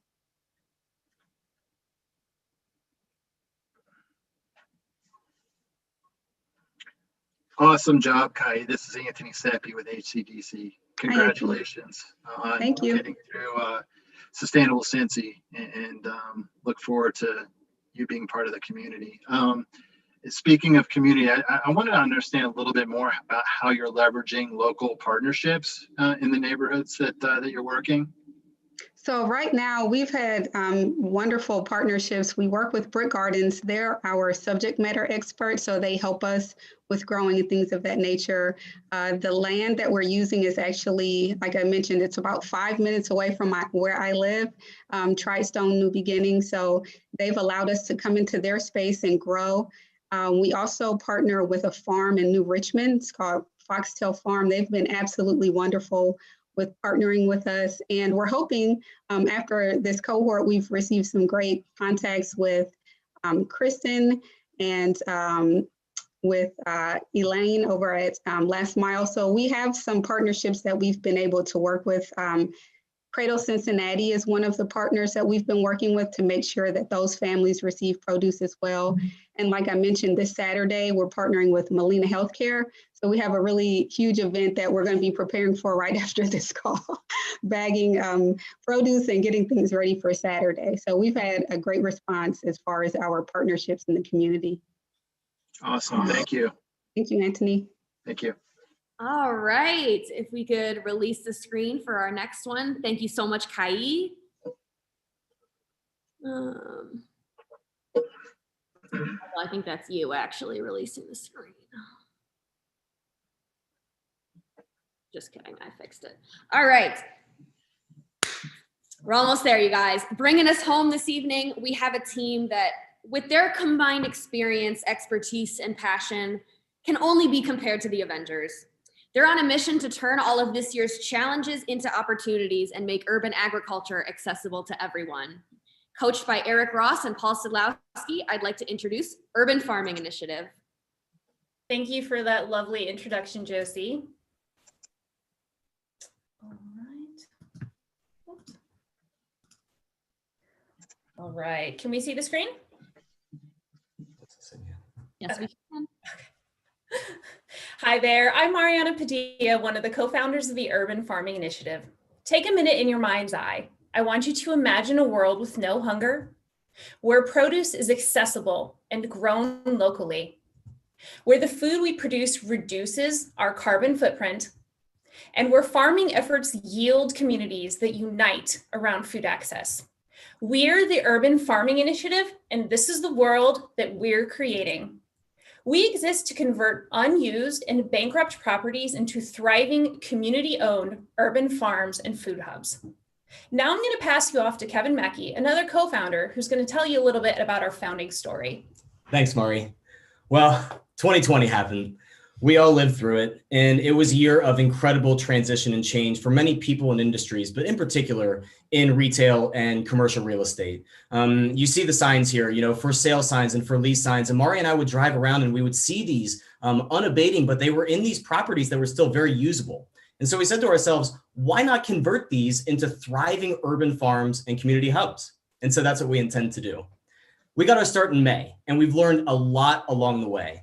In particular, we've learned that food access is a problem, but it's a complex problem. There's a lot of folks on the call tonight that are trying to solve it. What we've learned is that supply and demand infrastructure on the food access side is absolutely there, but there's a coordination problem. And again, that's what we intend to solve through our programs and through space. We've also learned that technology is developing.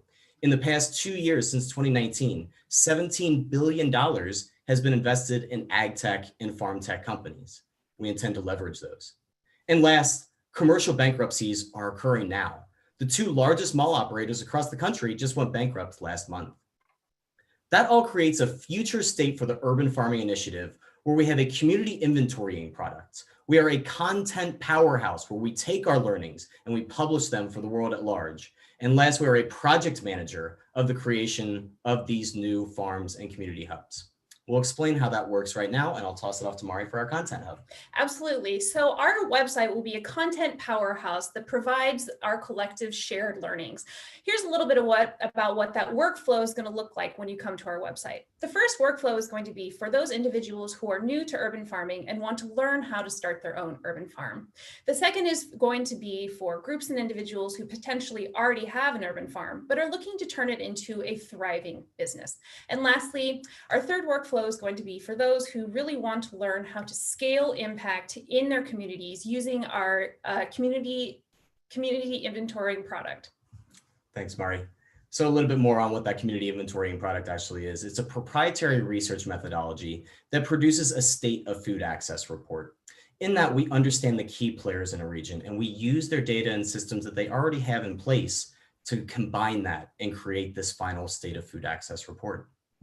From there, we can actually understand where are there gaps in the community and how can we solve them through the creation and commissioning of these urban farms. We will choose which type of farming model to apply based on the needs of whether it is produce, whether it is berries, or whether it is something else. We scope the project, we help finance the project, and we ultimately execute it to completion with a handoff to community owners. Here's a visual of what that ecosystem looks like. The content hub on the bottom leads to more community inventorying knowledge, turns into project management, and ultimately space for the community. Our revenue model. We're a 501c3 nonprofit, and a huge thank you to the Flywheel and Dinsmore teams for helping us set that up. On the revenue side, we'll have a freemium content library, most of which is going to be given away for free, but there will be templates and other actionable things our farmers can take that will be based on a monthly subscription. We'll also have these paid community inventory and project management engagements, which will be scoped to the need of each individual community. And finally, we'll be taking commissions from a reseller arrangement with the new types of farming systems that are coming online. Notably, there's a couple of companies, Freight Farms out of Boston, Aero Farms out of New Jersey, and iFarms out of London. Our asks. We're currently seeking private matches to grants that will help us complete our community inventorying product here in the city of Cincinnati. And as a result of that, we're looking for connections to the people and organizations that are already tackling food access, many of whom are on this call, but there's many more that we probably have not been connected with. We want to take the great work they're already doing and leverage it to be even more impactful to our communities at large. So how are we going to do that? We have a great team of 10 board members, each of whom shares the same passion for food access and food justice, but has distinct professional skill sets that will help us execute these functions. Any one of us would be thrilled to talk to you about the Urban Farming Initiative. Thank you so much for your time. Please feel free to email me or follow up on our social media pages. Thank you again. Awesome. Thank you, Kevin and Mari. Let's hear some Q&A from our judges. All right, I'll happily jump in first. Great presentation. It's interesting. There's two different visions almost of urban farming here, though. One is, taking an empty plot and turning it into a farm. And then sort of what your model is, notionally, it seems a lot more complicated, right? Bringing together some pretty sophisticated indoor farming methods, it sounds like, an awful lot of capital to kind of acquire and repurpose buildings. Can you talk a little bit about sort of the complexity, how you help bring that down, and are there sort of teams in place to stand up these kind of sophisticated operations? Yeah, great question, John. Thanks for asking. A little bit about my background. I've been doing competitive intelligence and M&A due diligence research projects that, although different than this, have kind of the same process and function. And so that's really where a lot of this starts, is actually gaining that understanding of what are we dealing with and how do you turn that into some sort of financial model. There will have to be a lot of deep work on the front end so that we can actually turn it into kind of a business model, so to speak, to not only get the right parties involved, but then of course to scope out the finances and then fundraise for it. This project's so intriguing to me. The problem is familiar, but you're bringing a whole different skill set and lens, the tech and analytics. So from my understanding, you're sort of merging commercial real estate, urban farming with big data. And I don't mean to put words in your mouth, but that's how I'm understanding it. Each of those is complicated in its own right.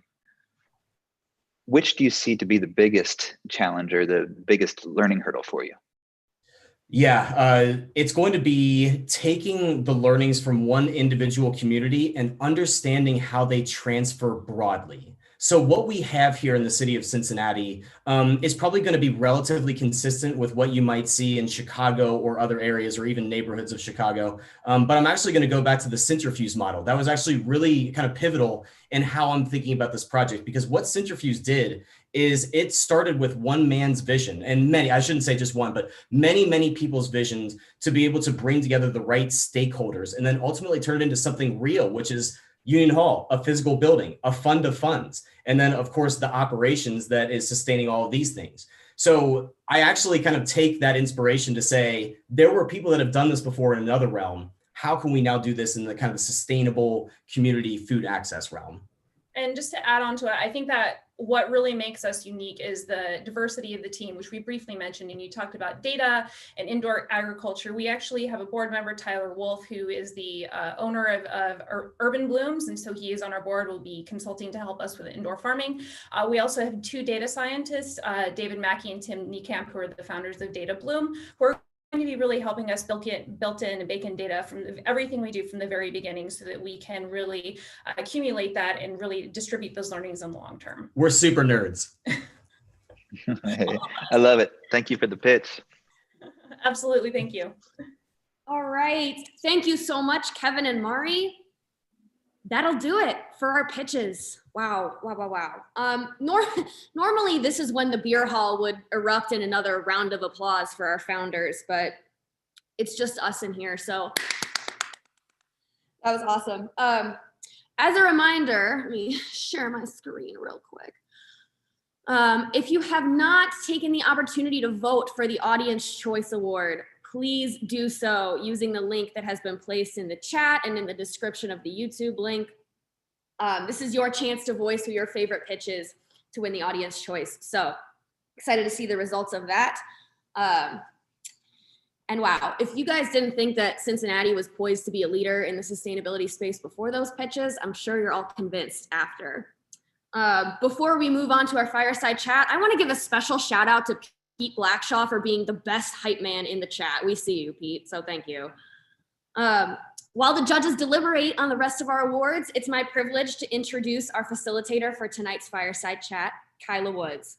Kyla is a great friend of Flywheel and an amazing advocate for social impact in this community. She'll bring out our special guest and treat us all to an engaging conversation about the future of sustainability. Kyla, take it away.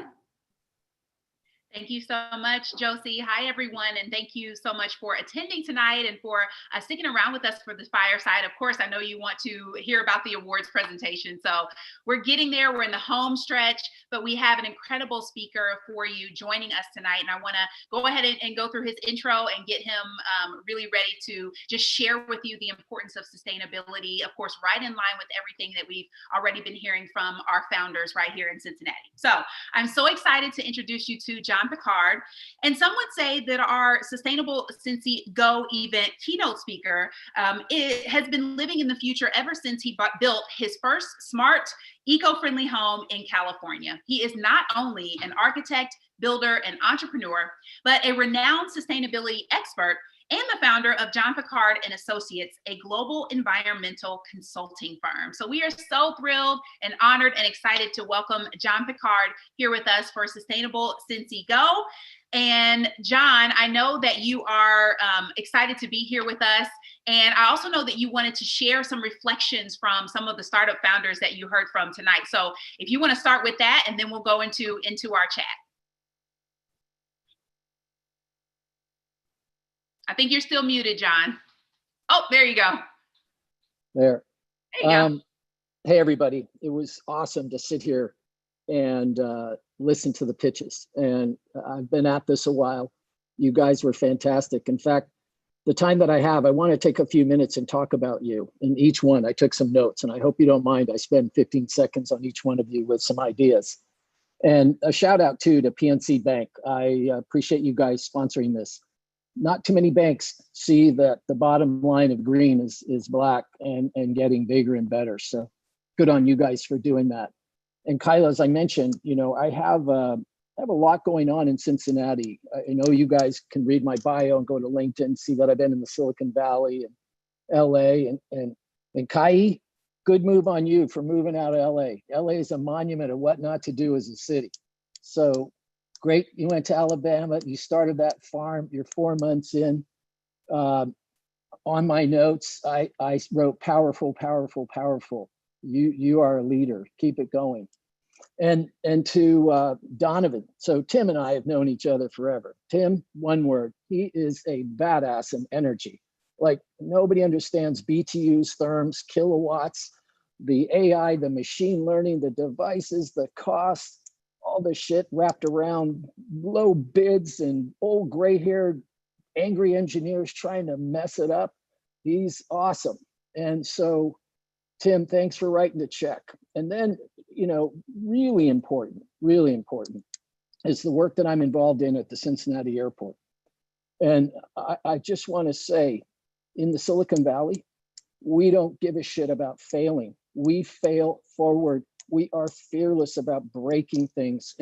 But because you can't build an enabling company to save the world, heading to 10 billion people, wringing your hands and looking at your feet. So every one of you in your startup, wake up tomorrow.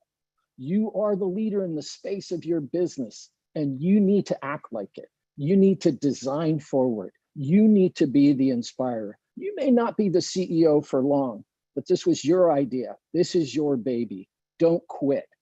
Don't quit ever. Sell the house, sell the car, borrow money from everyone, but go for it. And I've been in the wheelhouse. I was there at Ness when 5 people were in the room. I was around for some of these big seminal enabling web companies in the Valley. You're no different than that. And the potential for you guys to change the world from where you are with the attitude that I heard on the call tonight. And look at it, we're virtualized. COVID took us and crushed us from connecting. It closed the entire gap. Like the real deal is, it's going forward today. It's going to take all the things I saw in all of you tonight: passion, commitment, fearlessness, and intelligence. There's a couple of Merlins on the call. I mean, transmission. Where are you? I forgot your name. What's your name from transmission? What's his name, Kyla?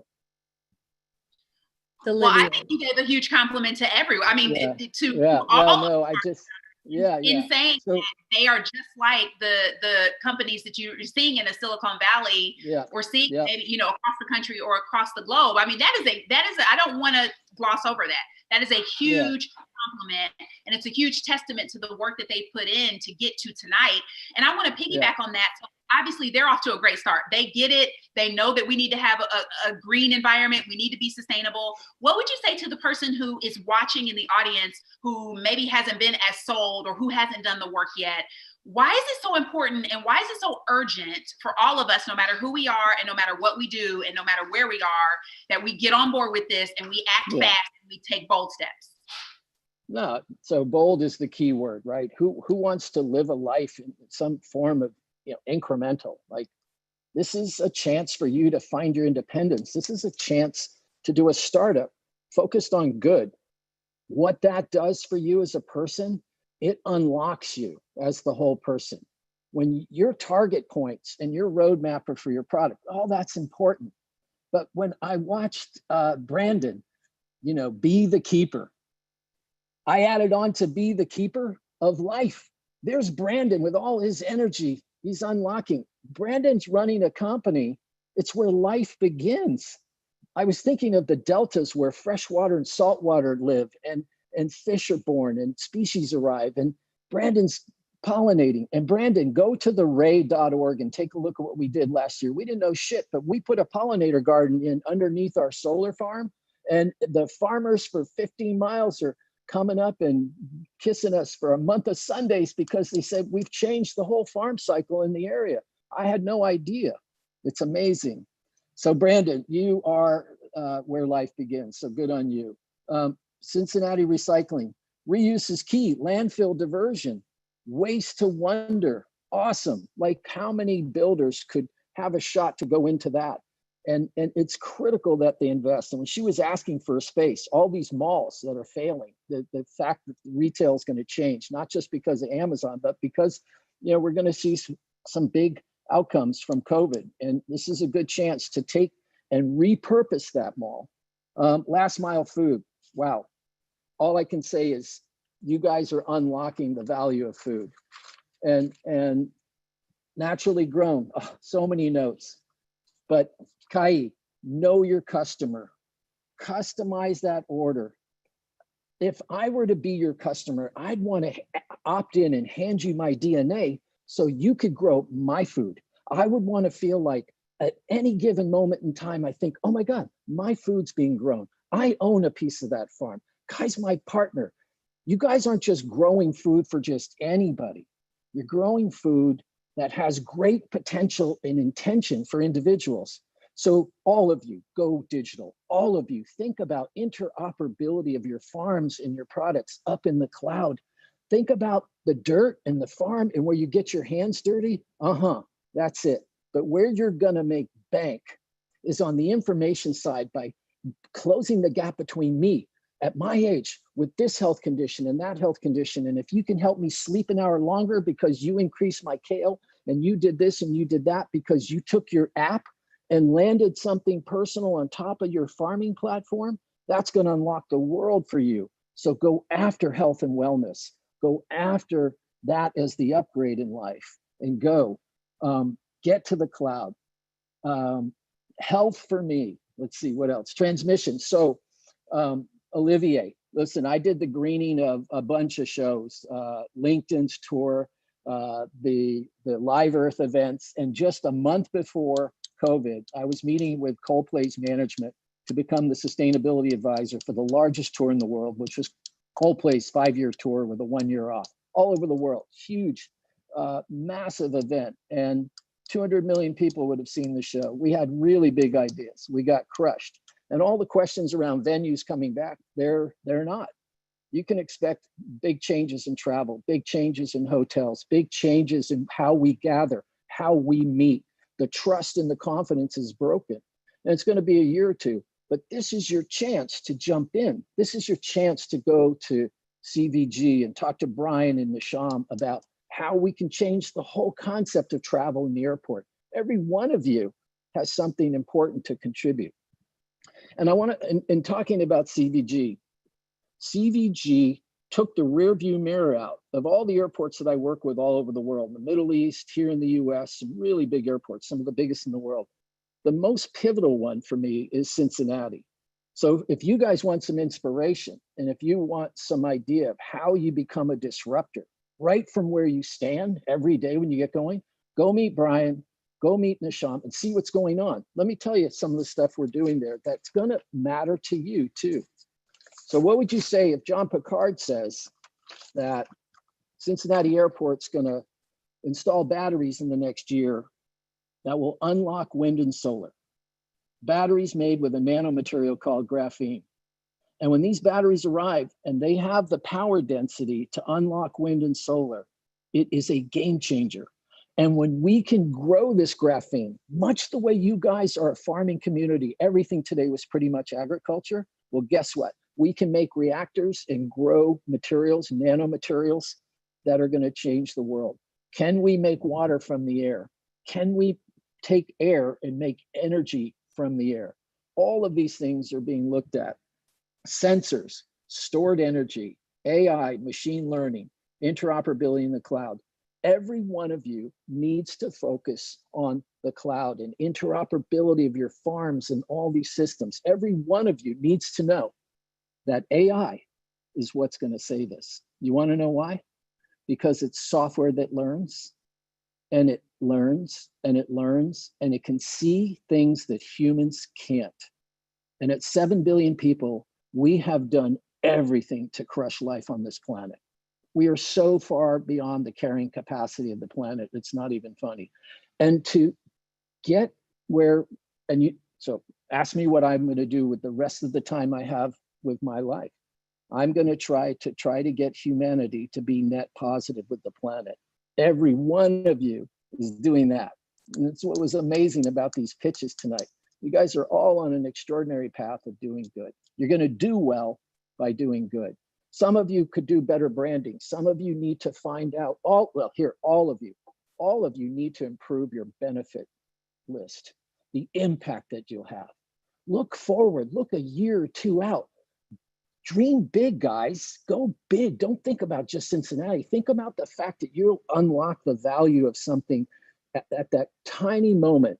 And the minute that software mentality or that app or that cloud, you'll make money in the cloud, but you'll cause a massive reaction in the world. So focus on those things. Wellness is the upgrade. Health and wellness, that's it. We're not just heading towards sustainability now. We're heading to where we need to go towards longevity. And longevity means all of us, you, me, the Silicon Valley, everyone. There's no gender barrier here. There's no age, there's no color, there's nothing, there's no gravity. We all have to spend the rest of our lives protecting life. We have to make it a business to take care of the planet and ourselves. Climate is a natural law. It's nothing more. And when the ocean temperature changes and the pH level dips and the pumping cycle slows down, we're done. And I married late and I have a 10-year-old daughter. Her name's Naomi. And I am not about to give up on her and her kids and her kids' kids. This is generational. So I want to inspire you with one thing. You can be heroes from where you are.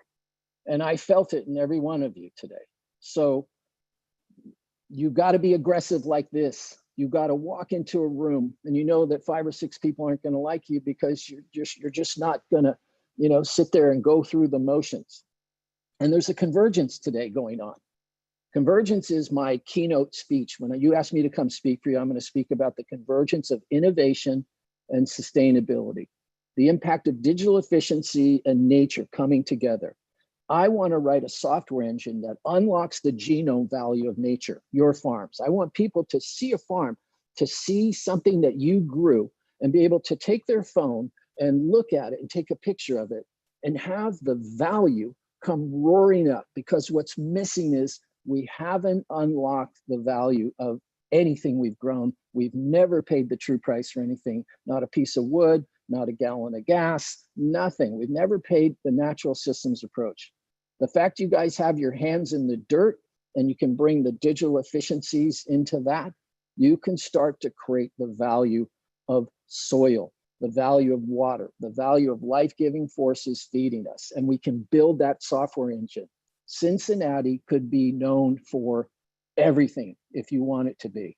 And when I saw all these startups, when I looked at this list and took these notes, I was like, God, these guys are pretty similar. They're all pretty much the same, but you're not. And John, you know, yeah. ask you quickly, Are we out of time? Phenomenal things there, and we have about 4 minutes left. And Okay. of course, all of us we could Yeah, listen. you got and questions. there were two quick things I wanted to just kind of, I guess, thread Yep. together. So we talked about the importance of understanding that AI is the next wave. AI is going to take over, but also that we do have to be super hyper focused on the sustainability and how does the AI, I guess, overlap with agriculture, which a lot of our startups were talking about today. So what is that future system look like? We need to put sensors in where we're growing food. We need to know that we have to have the intelligence of every drop of water. We got to be able to see the data points on a leaf and the color and the soil. It's all about data. It's all about the information cycle to produce more and without any waste. So it's critical that all of you in the food business become really big in the software services, and your income streams on the software side are going to be 100x of what you do every day. Just that's what's going to happen. It's either going to be you or somebody else coming in to do that for you. And that's the situation, Kyla. This world I'm talking about, it's either happening to you or it's happening for you. And when you choose to go into a forward direction, you all need to learn how to look around the corner. You all need to learn how to create a journey map for your product, for your company, for your people, for yourself in the city. You need to see how you fit into Cincinnati. You need to see how you fit into the globe. And you need to forward position yourselves and do that over and over and over, because that will prepare you for the future. And when you look back, you don't want to be built on the present and definitely don't want to engineer on based on the past. Look, we're out of a tough 4 years. We're into a new election. We've got vaccines coming. That's my Christmas present. I thought I might not make it with things going the way they are. I got a lot of work to do, but you guys are just getting started. So be fearless, be aggressive, go out and ask for stuff. Walk right in and get right to the point. Just say, I'm important. My company matters. My products could help people. I need money. I need this building. The people at the top who've already made it, they're expecting someone to hang onto their ankle like a pit bull. They respect tenacity. So be aggressive and be humble and keep doing the good work you're doing.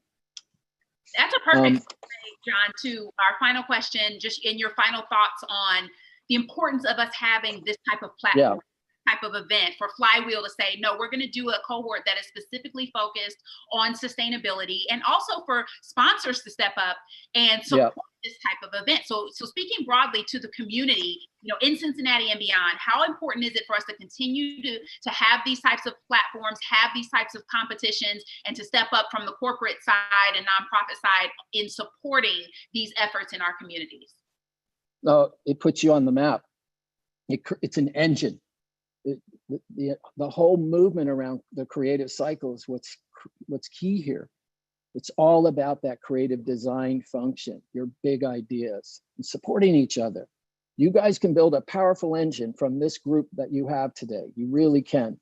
I'm going to invite all of you out to the Silicon Valley. We'll go to 10 or 15 companies. You'll see what it's like. You'll meet people. This is their 5th company. They lost everything, and they're about to go for a ride in the $100 million mark. It's not, and that's not it, but the culture there, we can bring a piece of that back. That's what I hope I can do. And it exists at CVG already.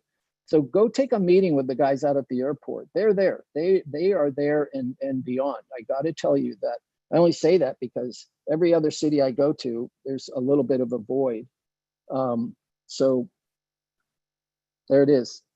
That is so perfect, John. Thank you so much. So just a couple Kyla, things. You're going to bring it all out to Silicon Valley so that we can take some tours and meet people. Everybody, we're holding him to that.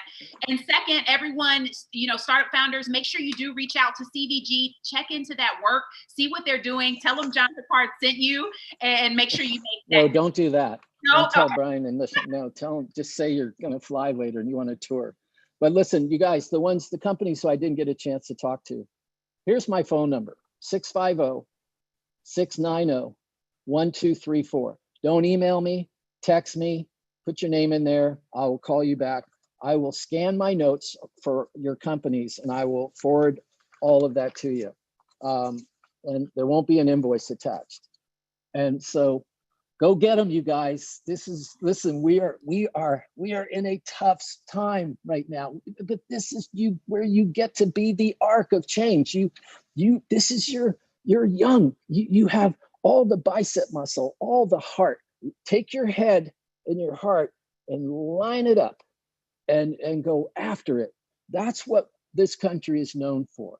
We are discoverers. We are explorers. We are moonshot thinkers, looking for moonshots.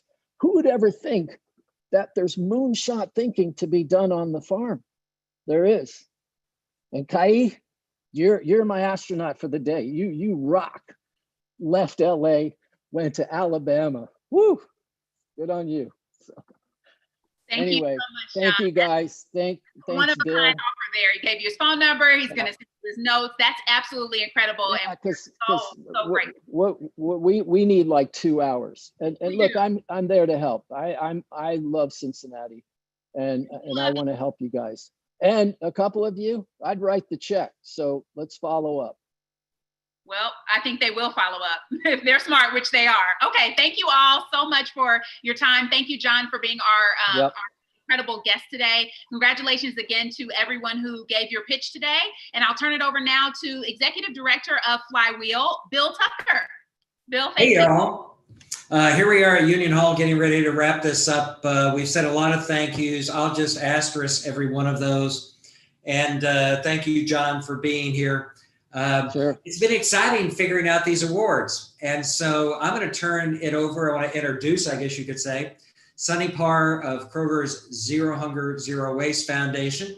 Sonny has been a great friend in this community and is a real innovator. So Sonny is going to share the awards. So Josie, why don't you click to the next slide and Sonny will share the audience choice. Hey, thanks, Bill. Good evening, everyone. I'm so honored to stand in front of you representing the Kroger Co. Zero Hunger, Zero Waste Foundation to announce the winners of SustainableCincy 2020. In the spirit of collaboration, this program represents a collective of organizations who are committed to a shared goal to help solve for a better planet and healthier communities. And it's been truly inspiring. 3 years ago, Kroger announced a bold commitment to help end hunger in the communities that we call home and eliminate waste across our company by 2025. The commitment is called Zero Hunger, Zero Waste. It's our moonshot. And the mission of Zero Hunger, Zero Waste Foundation is to help create communities free of hunger and waste through collective action and innovation. We know that a world with zero hunger and zero waste must be created by and for all of us. I really love how I never left my home here in Northern Kentucky, but I felt like I took this world tour led by you all this evening. And I was so impressed by not only the pitches and the founders and the innovations that were brought forth, but it is clear to see all of the hard work that you did behind the scenes to get to this moment. And I'd be remiss if I did not state my gratitude for Flywheel's leadership and Bill and Josie for their infectious energy and dedication to the Social Enterprise Network in our hometown. So let's get to the awards. I always love to do a Zoom drum roll. The first award is actually the Audience Choice Award, as voted on by the audience. Receiving a $1,000 grant is Naturally Homegrown. Congratulations. Next, our Peer Choice Award, who will receive $1,000, is Last Mile Food Rescue. Now we get to kind of the meat of the judges' deliberation, which was super engaging. I think overall, you all should know that like we were incredibly impressed as a collective group. Let me just get to the winners, okay? Third place was actually a tie, and both will actually be receiving a $3,500 award. The first winner of third place is the Our Harvest Co-op. Yay! Congratulations. And the third place tie winner is Swarm. Fantastic leaders that we got to speak and listen to and kind of learn your journey throughout this whole process. So thank you. The second place award, receiving a $5,000 grant, is actually Last Mile Food Rescue again. So they won the Pure Choice Award as well as second place Judges Award. Congratulations, Last Mile team. Now brings us to our first place award winner, and receiving $6,000 is Be the Keeper. Yay! Congratulations.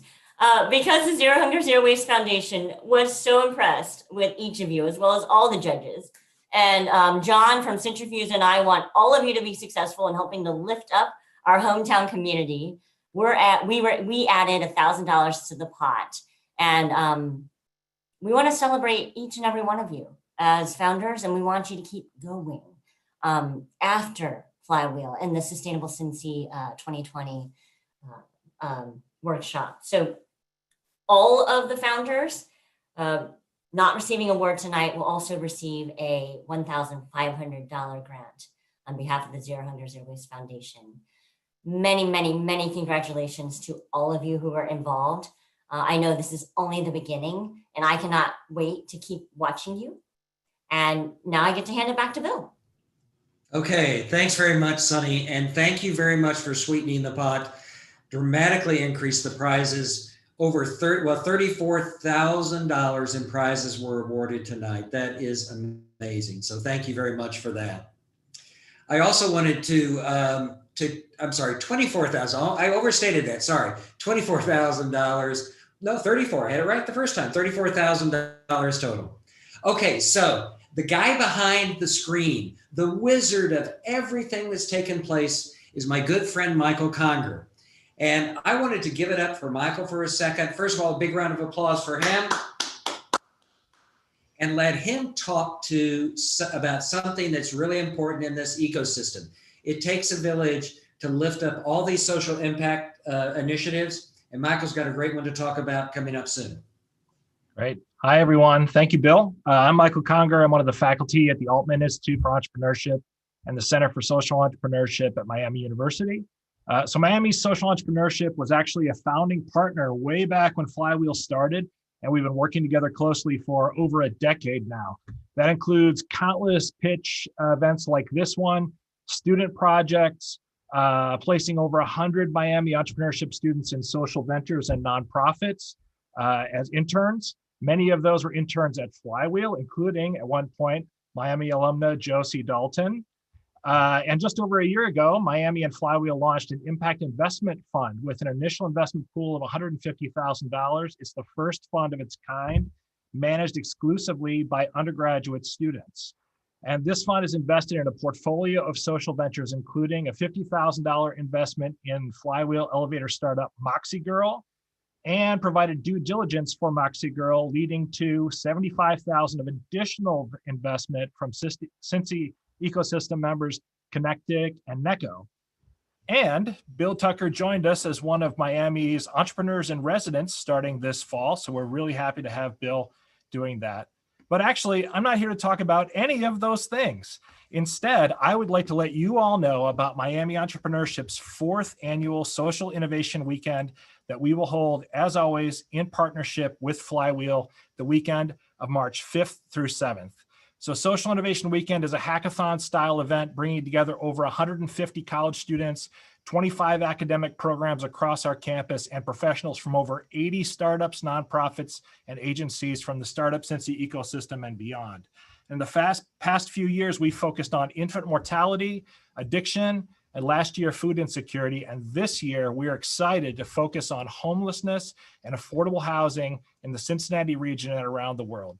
So if housing is part of the work that you do, or you just want to find out more about what we're doing and how you could be a part of it, please check out our website, socialinnovationweekend.com, and connect with us. And on behalf of Miami Entrepreneurship, congratulations to all the companies who pitched tonight. Great job. We're proud of you. Thanks for letting us be a part of this event. Thanks to Bill, Josie, Navia, and all the partner organizations that made tonight possible. It's great to see so much excitement from making Cincinnati a hub for making real change and for building a more sustainable world. So let's keep at it, keep working together. And on behalf of Flywheel, thank you for being here, and good night.